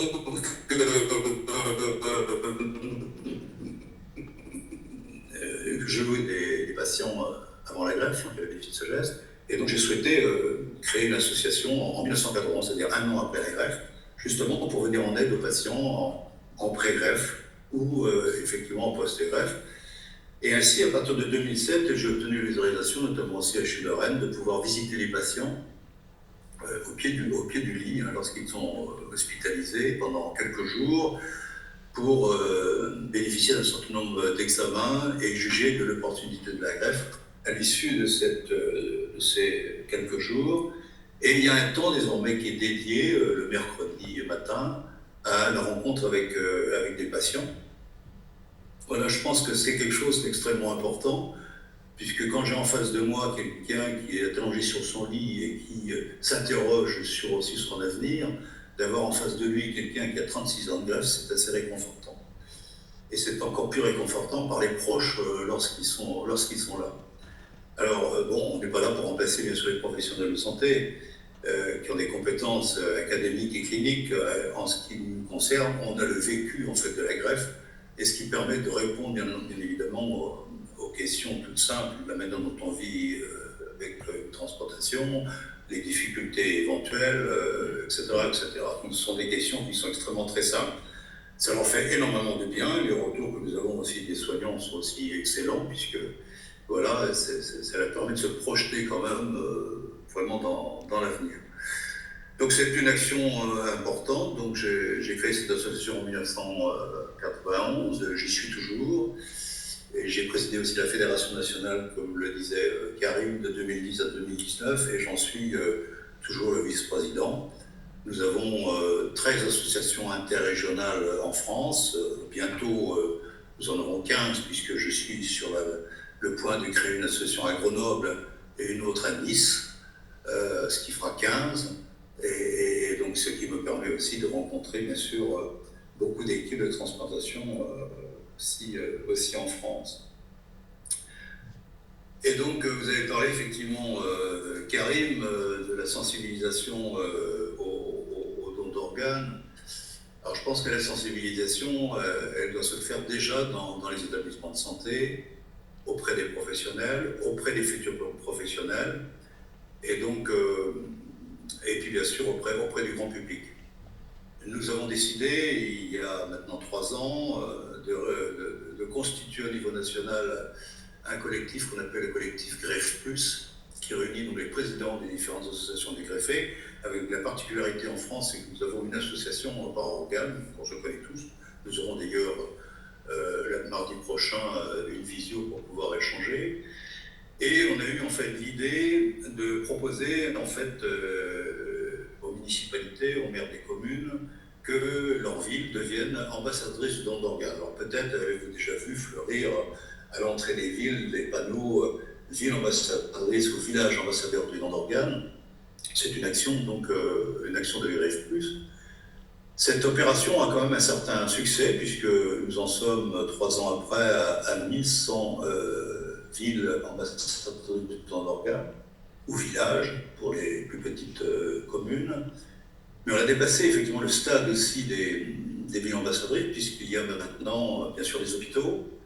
Je suis dans le Morbihan, les 3 hôpitaux du Morbihan sont aussi ambassadeurs du don d'organes. Je viens de signer une convention avec la Fédération hospitalière de France, la délégation Bretagne, pour que tous les hôpitaux suivent la démarche des hôpitaux morbihanais. Et puis, il y a aussi, bien sûr, les instituts de formation des futurs professionnels de santé, les IFPS. Je pense aux écoles d'infirmières, aux écoles d'aides-soignants, aux écoles d'ambulanciers, etc., etc. Voilà, donc c'est une action qu'on va mener dans les mois qui viennent. Et donc la démarche, en fait, de ville ambassadrice du don d'organes consiste, si vous voulez, à proposer une charte aux mairies.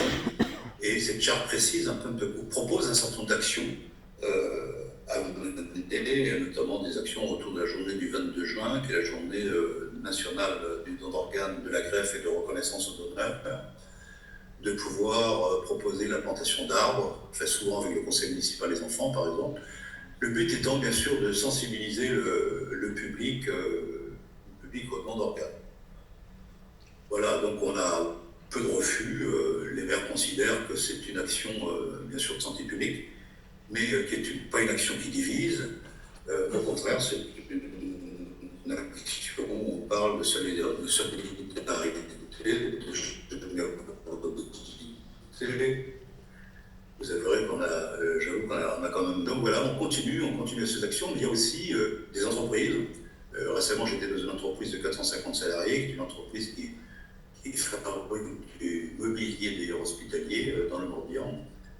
Donc ces 450 salariés étaient présents, hein, une animation qu'on a organisée avec la coordination hospitalière de prélèvement d'organes de Vannes. Le patron de l'entreprise avait arrêté les chaînes toute une journée pour notamment la matinée discuter de ce sujet-là et l'après-midi discuter notamment de qualité. J'ai fait venir aussi l'ingénieur qualité du centre hospitalier de Vannes pour échanger également avec les salariés. André, donc, vous voyez, André oui. Il faut nous laisser un petit peu de temps pour les questions. Vous nous dites, voilà, vous finissez et puis comme ça on peut, et vous restez avec nous pour les questions, bien sûr. Mais je pense qu'effectivement, je n'ai pas vu le temps passer, mais je crois que j'en arrive, c'est vrai, à une première au moins présentation et de pouvoir échanger, bien sûr, en fonction des questions que vous faudrait bien me poser. Très bien, André, merci beaucoup, merci. Alors.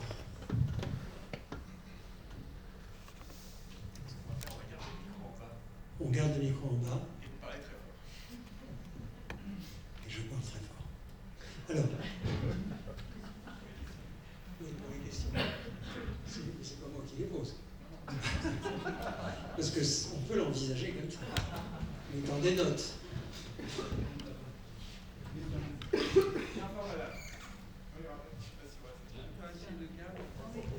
Simplement pour les dents d'organes, est-ce qu'il y a des limites d'âge? Très bonne question. D'après vous? Tout le monde dit oui. Et ça dépend des organes. Ça dépend des organes. Oui, je vois ce que vous voulez dire.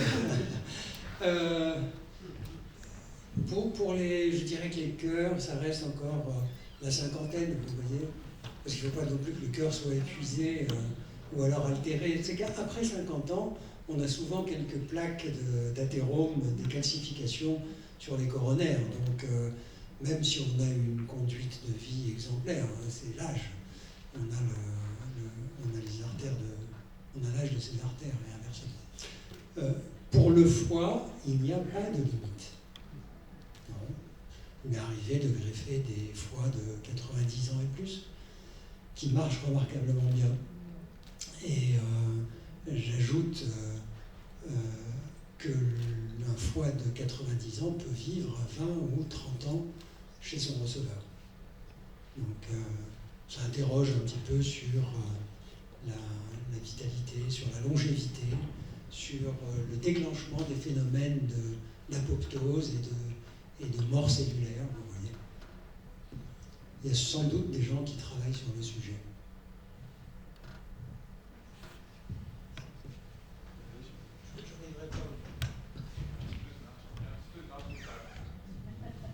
Il existe aussi la greffe entre vivants pour la greffe du rein.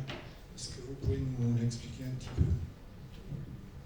Oui, bien sûr. Donc, il y avait les greffes à donneur cadavérique, on en a parlé beaucoup, l'état de mort cérébrale, et la greffe à donneur vivant qui, bien sûr, se fait, mais pas pour tous les organes.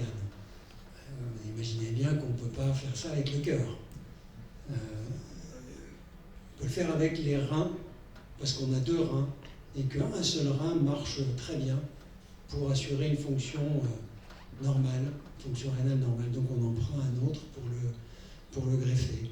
On peut le faire aussi avec le foie, parce que contrairement à ce qu'on peut imaginer, comme ça à première vue, le foie est un organe pair.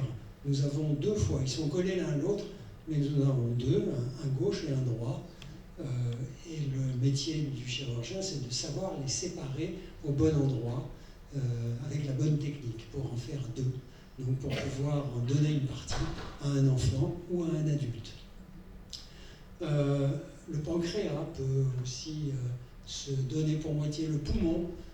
Des parents ont donné un sous-lobe, un quart de poumon à leur enfant. Voilà, il y a des organes évidemment qui se prêtent à cela et d'autres qui ne se prêtent pas. Alors est-ce qu'il vaut mieux faire de la greffe à donneur vivant ou alors de la greffe à donneur cadavérique? C'est toujours mieux de faire de la greffe à donneur vivant parce que les organes sont de meilleure constitution. Ils ne subissent pas la période de transfert entre le donneur et le receveur, pendant les quelques heures pendant lesquelles il faut transporter le greffon entre le site où il a été prélevé ou le site où il est greffé. Mais les résultats ne sont pas systématiquement meilleurs et extraordinairement meilleurs quand on fait du donneur vivant. La greffe de foie, de rein, de pancréas, de tout ce que vous voulez, un donneur cadavérique, ça marche très très bien. Ça marche aussi bien que le donneur vivant. N'empêche que, je vais vous dire franchement, pour pallier la pénurie d'organes,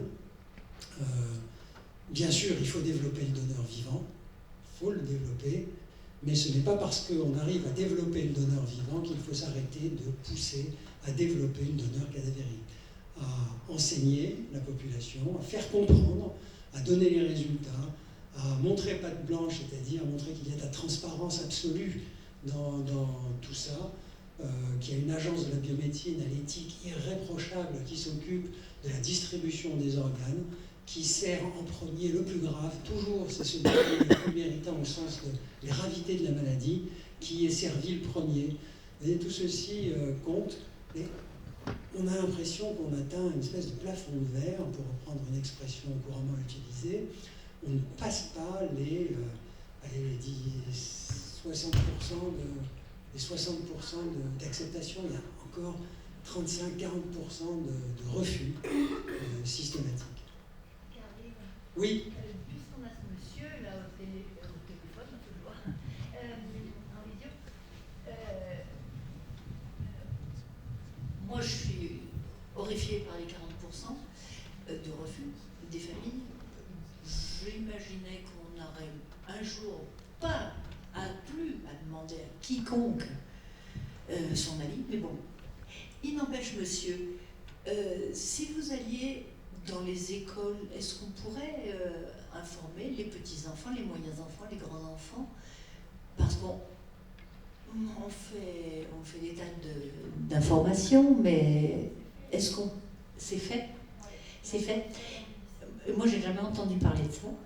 Mes petits-enfants, et j'ai l'impression qu'on manque cruellement. Sur les enfants, les vieux, c'est trop tard. Les vieux qui veulent pas, ils iront. Ils ont dit non, ils ont dit non. Donc les enfants pourraient dire, moi, mon corps, il m'appartient. Et si on les informait, pourquoi pas? On va demander à André le tutour de... André, est-ce que vous avez entendu la question? Des informations que nous faisons régulièrement dans les lycées, dans les collèges. On le fait d'ailleurs, cette information, avec les infirmières de coordination de prélèvement d'organes des centres hospitaliers qui prélèvent, puisqu'il y a la partie médicale qui est exposée, puis aussi les témoignages qui sont apportés. Et de plus en plus, on est aussi accompagné par des familles de donneurs. Et le témoignage quand même de familles est extrêmement important, parce qu'elles expliquent réellement comment les choses se passent. Parce que souvent, les raisons du refus, c'est parce qu'on va abîmer le corps, parce que voilà, c'est la durée.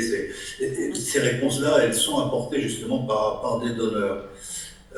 Moi, si je prends le cas dans les départements, je peux être accompagné par une dizaine maintenant de familles de donneurs. Et ces familles de donneurs se réjouissent d'ailleurs de pouvoir mener des actions aussi avec nous, parce que quelque part, c'est ce qu'elles nous disent, hein, ça les aide aussi à faire le deuil. Donc ces explications sont aussi importantes. Il y a d'ailleurs maintenant des associations aussi, des familles de donneurs. Vous en avez une d'ailleurs dans votre région, hein, qui est assez dynamique. Et on veut aussi développer ça. C'est des témoignages très forts.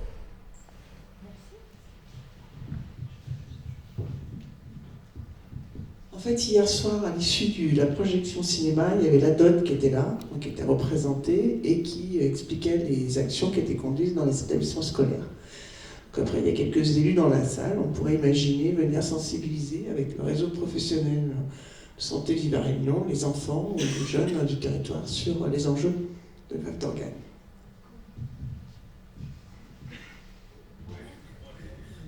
Ce sont des associations que je connais bien, puisqu'on travaille tous ensemble, toutes les assos. L'intérêt justement du collectif Greffus, c'est de réunir toutes les associations et d'être ensemble pour mener les actions. Mais maintenant, de plus en plus présents sur le terrain avec les actions que j'ai présentées là tout à l'heure, auprès des mairies, auprès des entreprises, auprès des pharmacies aussi. C'est une grosse action actuellement qui est menée auprès des pharmacies. Les pharmacies étant quand même un lieu aussi de passage important.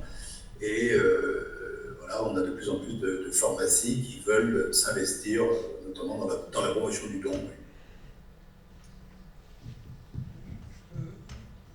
Je peux me permettre, André, d'ajouter qu'il y a un endroit qui est particulièrement, où les enfants sont particulièrement réceptifs à cette notion de don d'organes, c'est le déjeuner ou le dîner en famille.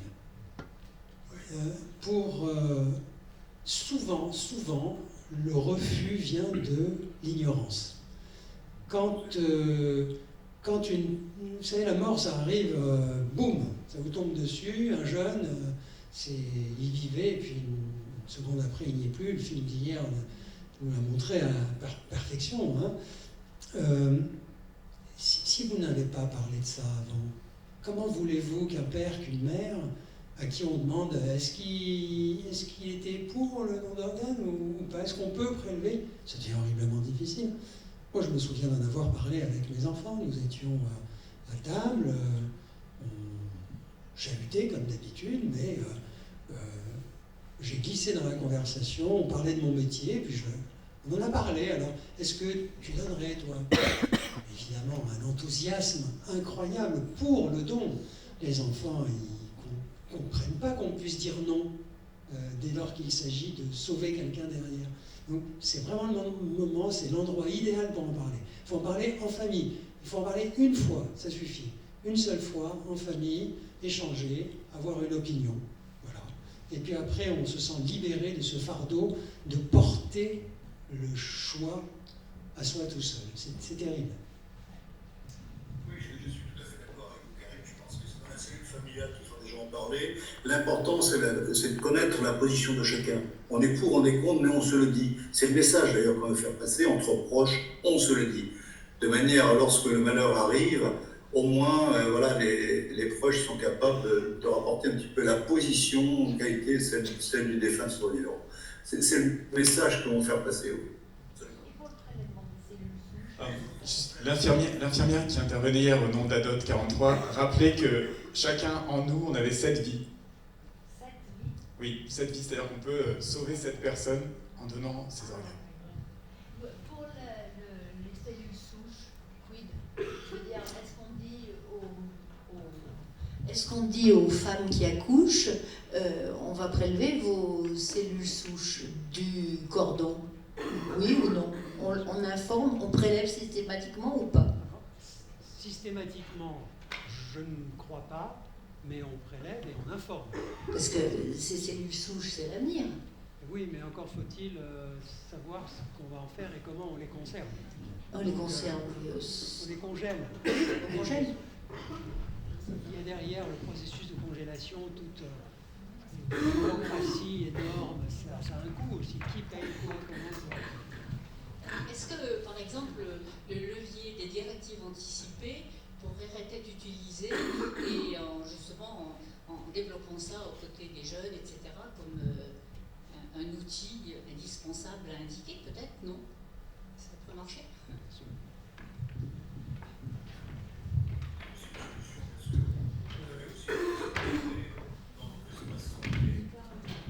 Attendez, un petit instant.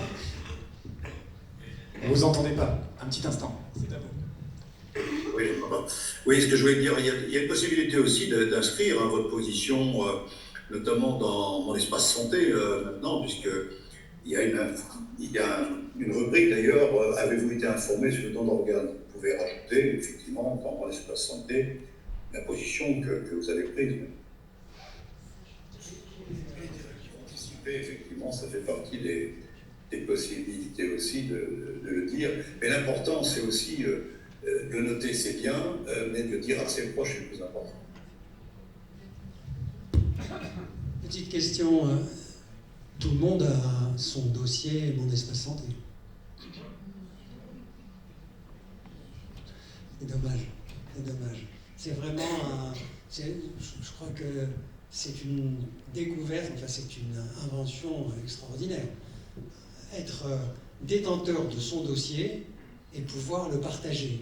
Je crois qu'à l'avenir, il n'y aura pas de médecine sans ce primum Mauvin, c'est-à-dire il faut avoir son espace santé.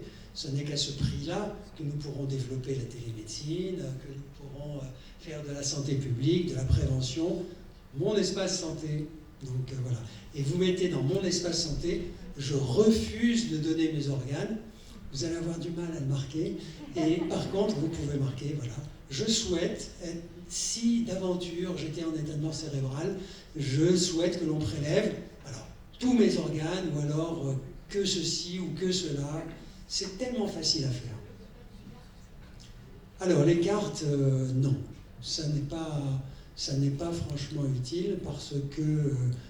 si la dot en donne, elle en donne des cartes. On va avoir l'avis d'André le tuteur là-dessous, mais dans mon expérience, les cartes, d'abord, ne sont pas reconnues officiellement.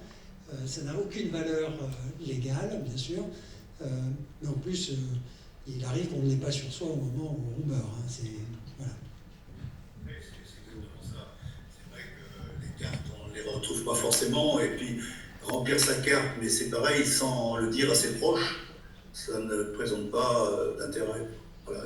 L'important, je le répète, c'est de pouvoir exprimer sa position dans sa famille, auprès de ses proches, de manière à ce que lorsque malheureusement les choses arrivent, ça se passe toujours en réanimation bien sûr, et que lorsque les infirmières de coordination et les médecins questionnent ou essaient de recueillir la position du défunt survivant auprès des proches, voilà, il y a ce témoignage. C'est ça qu'il faut absolument développer. C'est un petit peu le but justement de nos actions sur le terrain, c'est ce message qu'on répète entre proches, on se le dit. C'est ce message-là. Il y a beaucoup de promotions qu'il a faites, mais Monsieur le maire, est-ce que le Magé pourrait devenir ville-ambassadrice? Il a dit oui, André. Il a dit d'accord.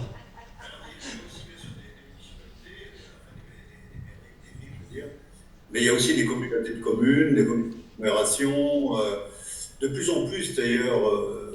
Voilà, ça se développe énormément. Si je prends le cas, par exemple, du Morbihan, vous avez compris que je suis dans le Morbihan, nous avons 64 villes, d'ailleurs, qui sont engagées dans ces actions, et je vous dis, tout prochainement, il y aura les hôpitaux, ici en Bretagne, il y aura les instituts de formation des professionnels de santé, il y a des entreprises, voilà, on espère que par ce biais, alors ça va prendre du temps, effectivement, mais que par ce biais, il puisse y avoir une prise de conscience de l'intérêt de donner. Est-ce que la Fondation de France est concernée? Est-ce que la Fondation de France est concernée par ce type de démarche? Je ne sais pas, je connais la Fondation de France, mais je n'ai pas eu contact avec la Fondation de France. De toute façon, c'est une fondation qui est aussi très présente sur le terrain, donc je pense qu'ils peuvent aussi effectivement faire passer le message d'ailleurs. Et d'ailleurs, on sollicite aussi maintenant beaucoup d'associations pour autres que les associations de sensibilisation aux dons, pour faire passer le message. Il y a aussi des clubs sportifs, parce que par le sport, on peut faire aussi passer un certain nombre de messages. La Fondation de France est omniprésente dès qu'il s'agit d'aider au financement ou à la promotion d'un projet. Il y a des appels à projets qui sont faits comme ça. Mais je doute qu'elle puisse s'accaparer la mission de faire de la promotion d'organes. C'est plutôt les ADOT, c'est plutôt. Puis c'est le corps médical lui-même, dans son quotidien, qui le fait. À Émile Roux en particulier, il y a une association qui est active, hein, qui travaille à ça.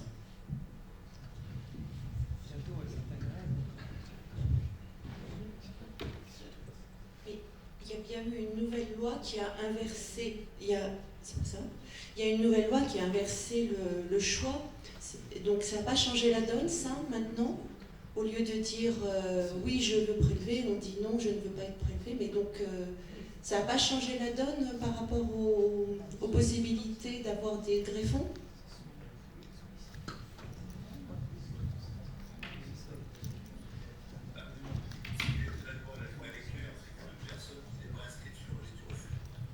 Pas de manifester son refus, elle est considérée comme consentante au don.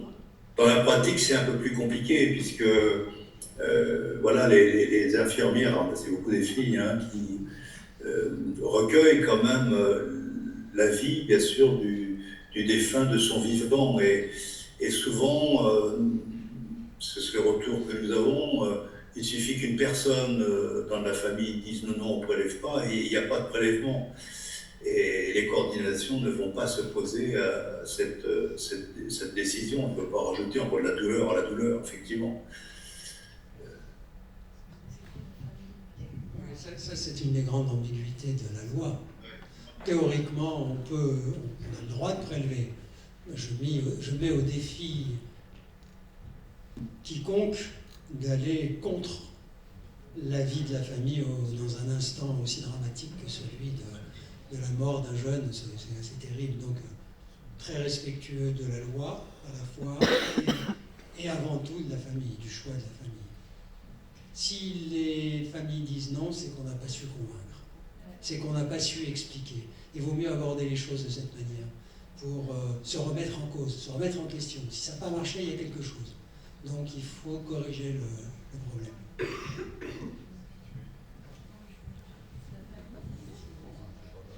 La famille, c'est vaste. C'est vraiment les proches. Admettons, il y a un parent qui arrive et qui était peu présent dans la vie de la personne. Et puis en fait, il dit non, moi je m'oppose. Est-ce qu'on peut savoir vraiment le lien? Je ne sais pas si je suis bien. J'ai bien compris. Au premier degré, je dirais ça quand même maintenant. Ce ne sont que des cas particuliers. Imaginons que au moment où ça arrive, il y a un oncle d'Amérique là, qui déboule et qui disait non, non, moi je ne suis pas d'accord. Comment va réagir la famille toute proche?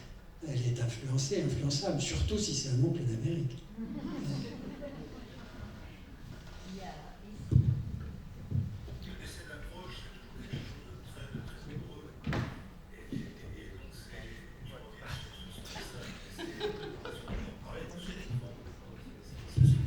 Je trouve que c'est extrêmement important.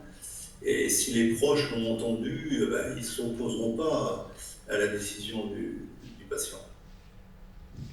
Allez, une dernière question.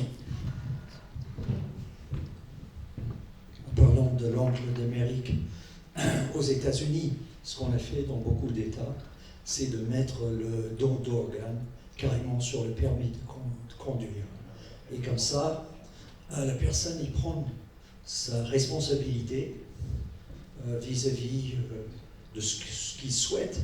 Et donc souvent, après des accidents, c'est des services policiers qui informent qu'il y a une réponse positive pour don d'organes. Et ça se passe assez rapidement dans les bonnes conditions. Et donc souvent, la famille, si la personne est majeure, donc c'est sa décision qui porte sur tous les autres. Alors, tout à fait, Timothée, c'est vrai, mais ça a été débattu en France et ça n'a jamais été accepté. Parce que mettre sur son permis de conduire sa volonté de donner ou pas, c'est une information personnelle que d'autres n'ont pas besoin de connaître. Le deuxième argument, qui n'était pas vrai à l'époque où a été très débattue cette notion de mettre une pastille sur le permis de conduire, c'est qu'il y a de moins en moins de donneurs suite à un accident de la circulation. la grande majorité des donneurs sont des donneurs âgés. La moyenne d'âge se situe autour de 55 ans, qui ont fait un accident vasculaire cérébral, soit un accident ischémique, c'est-à-dire un vaisseau bouché, soit un accident hémorragique, c'est-à-dire un petit anévrisme qui se met à saigner dans la boîte crânienne, ou alors, à la suite d'un arrêt cardiaque, un infarctus du myocarde, par exemple, l'arrêt cardiaque est récupéré, mais les dégâts cérébraux sont tels que le pauvre malheureuse passe en état de mort encéphalique. Donc tu vois, à la limite, mon espace santé. Pourquoi aller sur le permis de conduire? Moi, j'ai perdu un petit cousin au mois de mai l'année dernière. André, attendez, on ne vous entend pas. Il y a une personne qui est en train de parler, on vous passe la parole après. Ce gamin, il meurt, il a 21 ans, il est renversé sur la route, et les gars, et le temps qu'ils joignent mon cousin, donc le papa, il était aux États-Unis, il était à Riley, et il aurait eu sa pastille sur son permis de conduire, les Américains, ils auraient prélevé. Et là, il n'y avait pas eu de pastille. Voilà, c'est tout. Et quand ils ont joué mon cousin, c'était trop tard. Voilà, l'histoire de la pastille, c'est quand même. Il faut être tellement rapide que je ne vois pas comment on peut faire autrement que.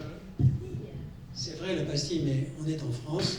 Dès que vous bougez le petit doigt, il y a toujours le contre-machin. Moi, je suis contre, je ne suis pas pour, ce truc, on en débat au Parlement, et puis ça passe pas, ou alors ça passe, mais c'est pas appliqué. Et puis on n'est pas de décision qui est prise.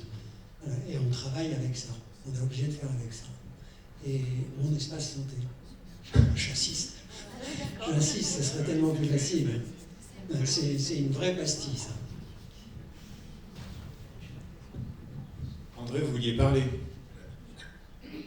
Oui, j'insiste aussi, moi, sur mon espace santé, puisque c'est quand même un outil, on en discute depuis tout ce Blazy, ça remonte quand même assez loin. Il y a eu beaucoup d'investissements là pour mettre au point cet outil maintenant, ce dossier médical de chacun en numérisé. Je trouve que c'est un bel outil. Il faut absolument, d'ailleurs, maintenant, toute personne a son espace santé, donc il faut l'utiliser, effectivement.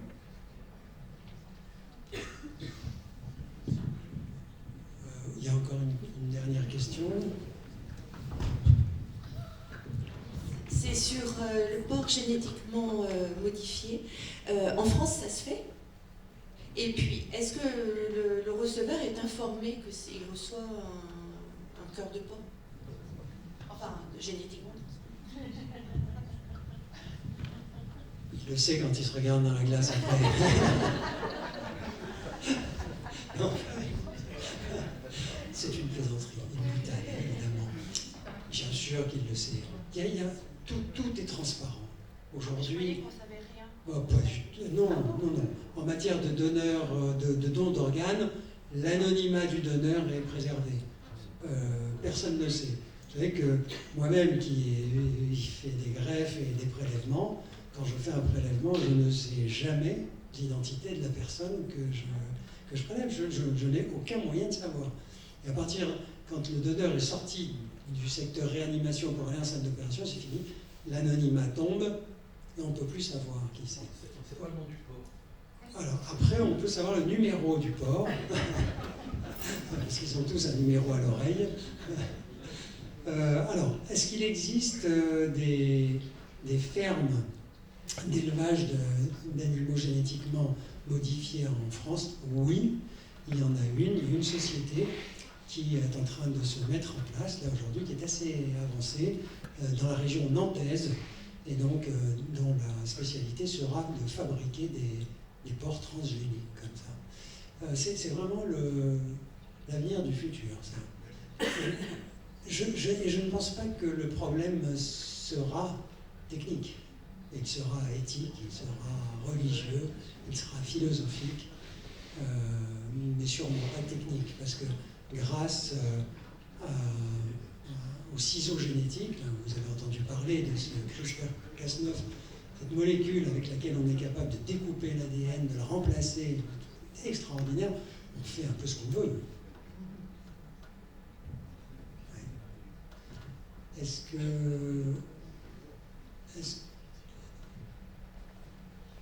Voilà. On me demande de conclure. André, il ne me reste plus qu'à vous remercier d'avoir été présent une fois de plus. Merci beaucoup.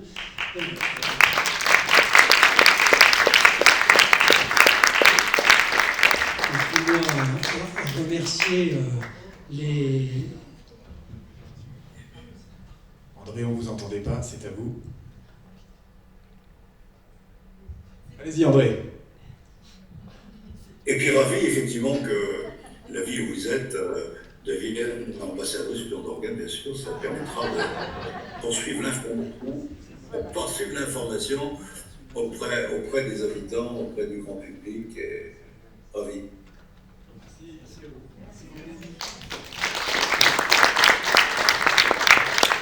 Donc Thierry, hein, si le Mazélé, ambassadeur, ce sera toujours ça que le Chambon ne sera pas.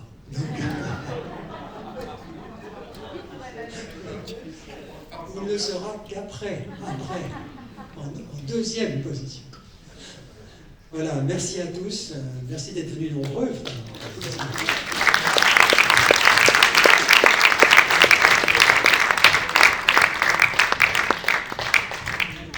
Eh ben, merci beaucoup, professeur Boudjema, d'avoir pris le temps et d'avoir animé cette conférence et ces discussions passionnantes.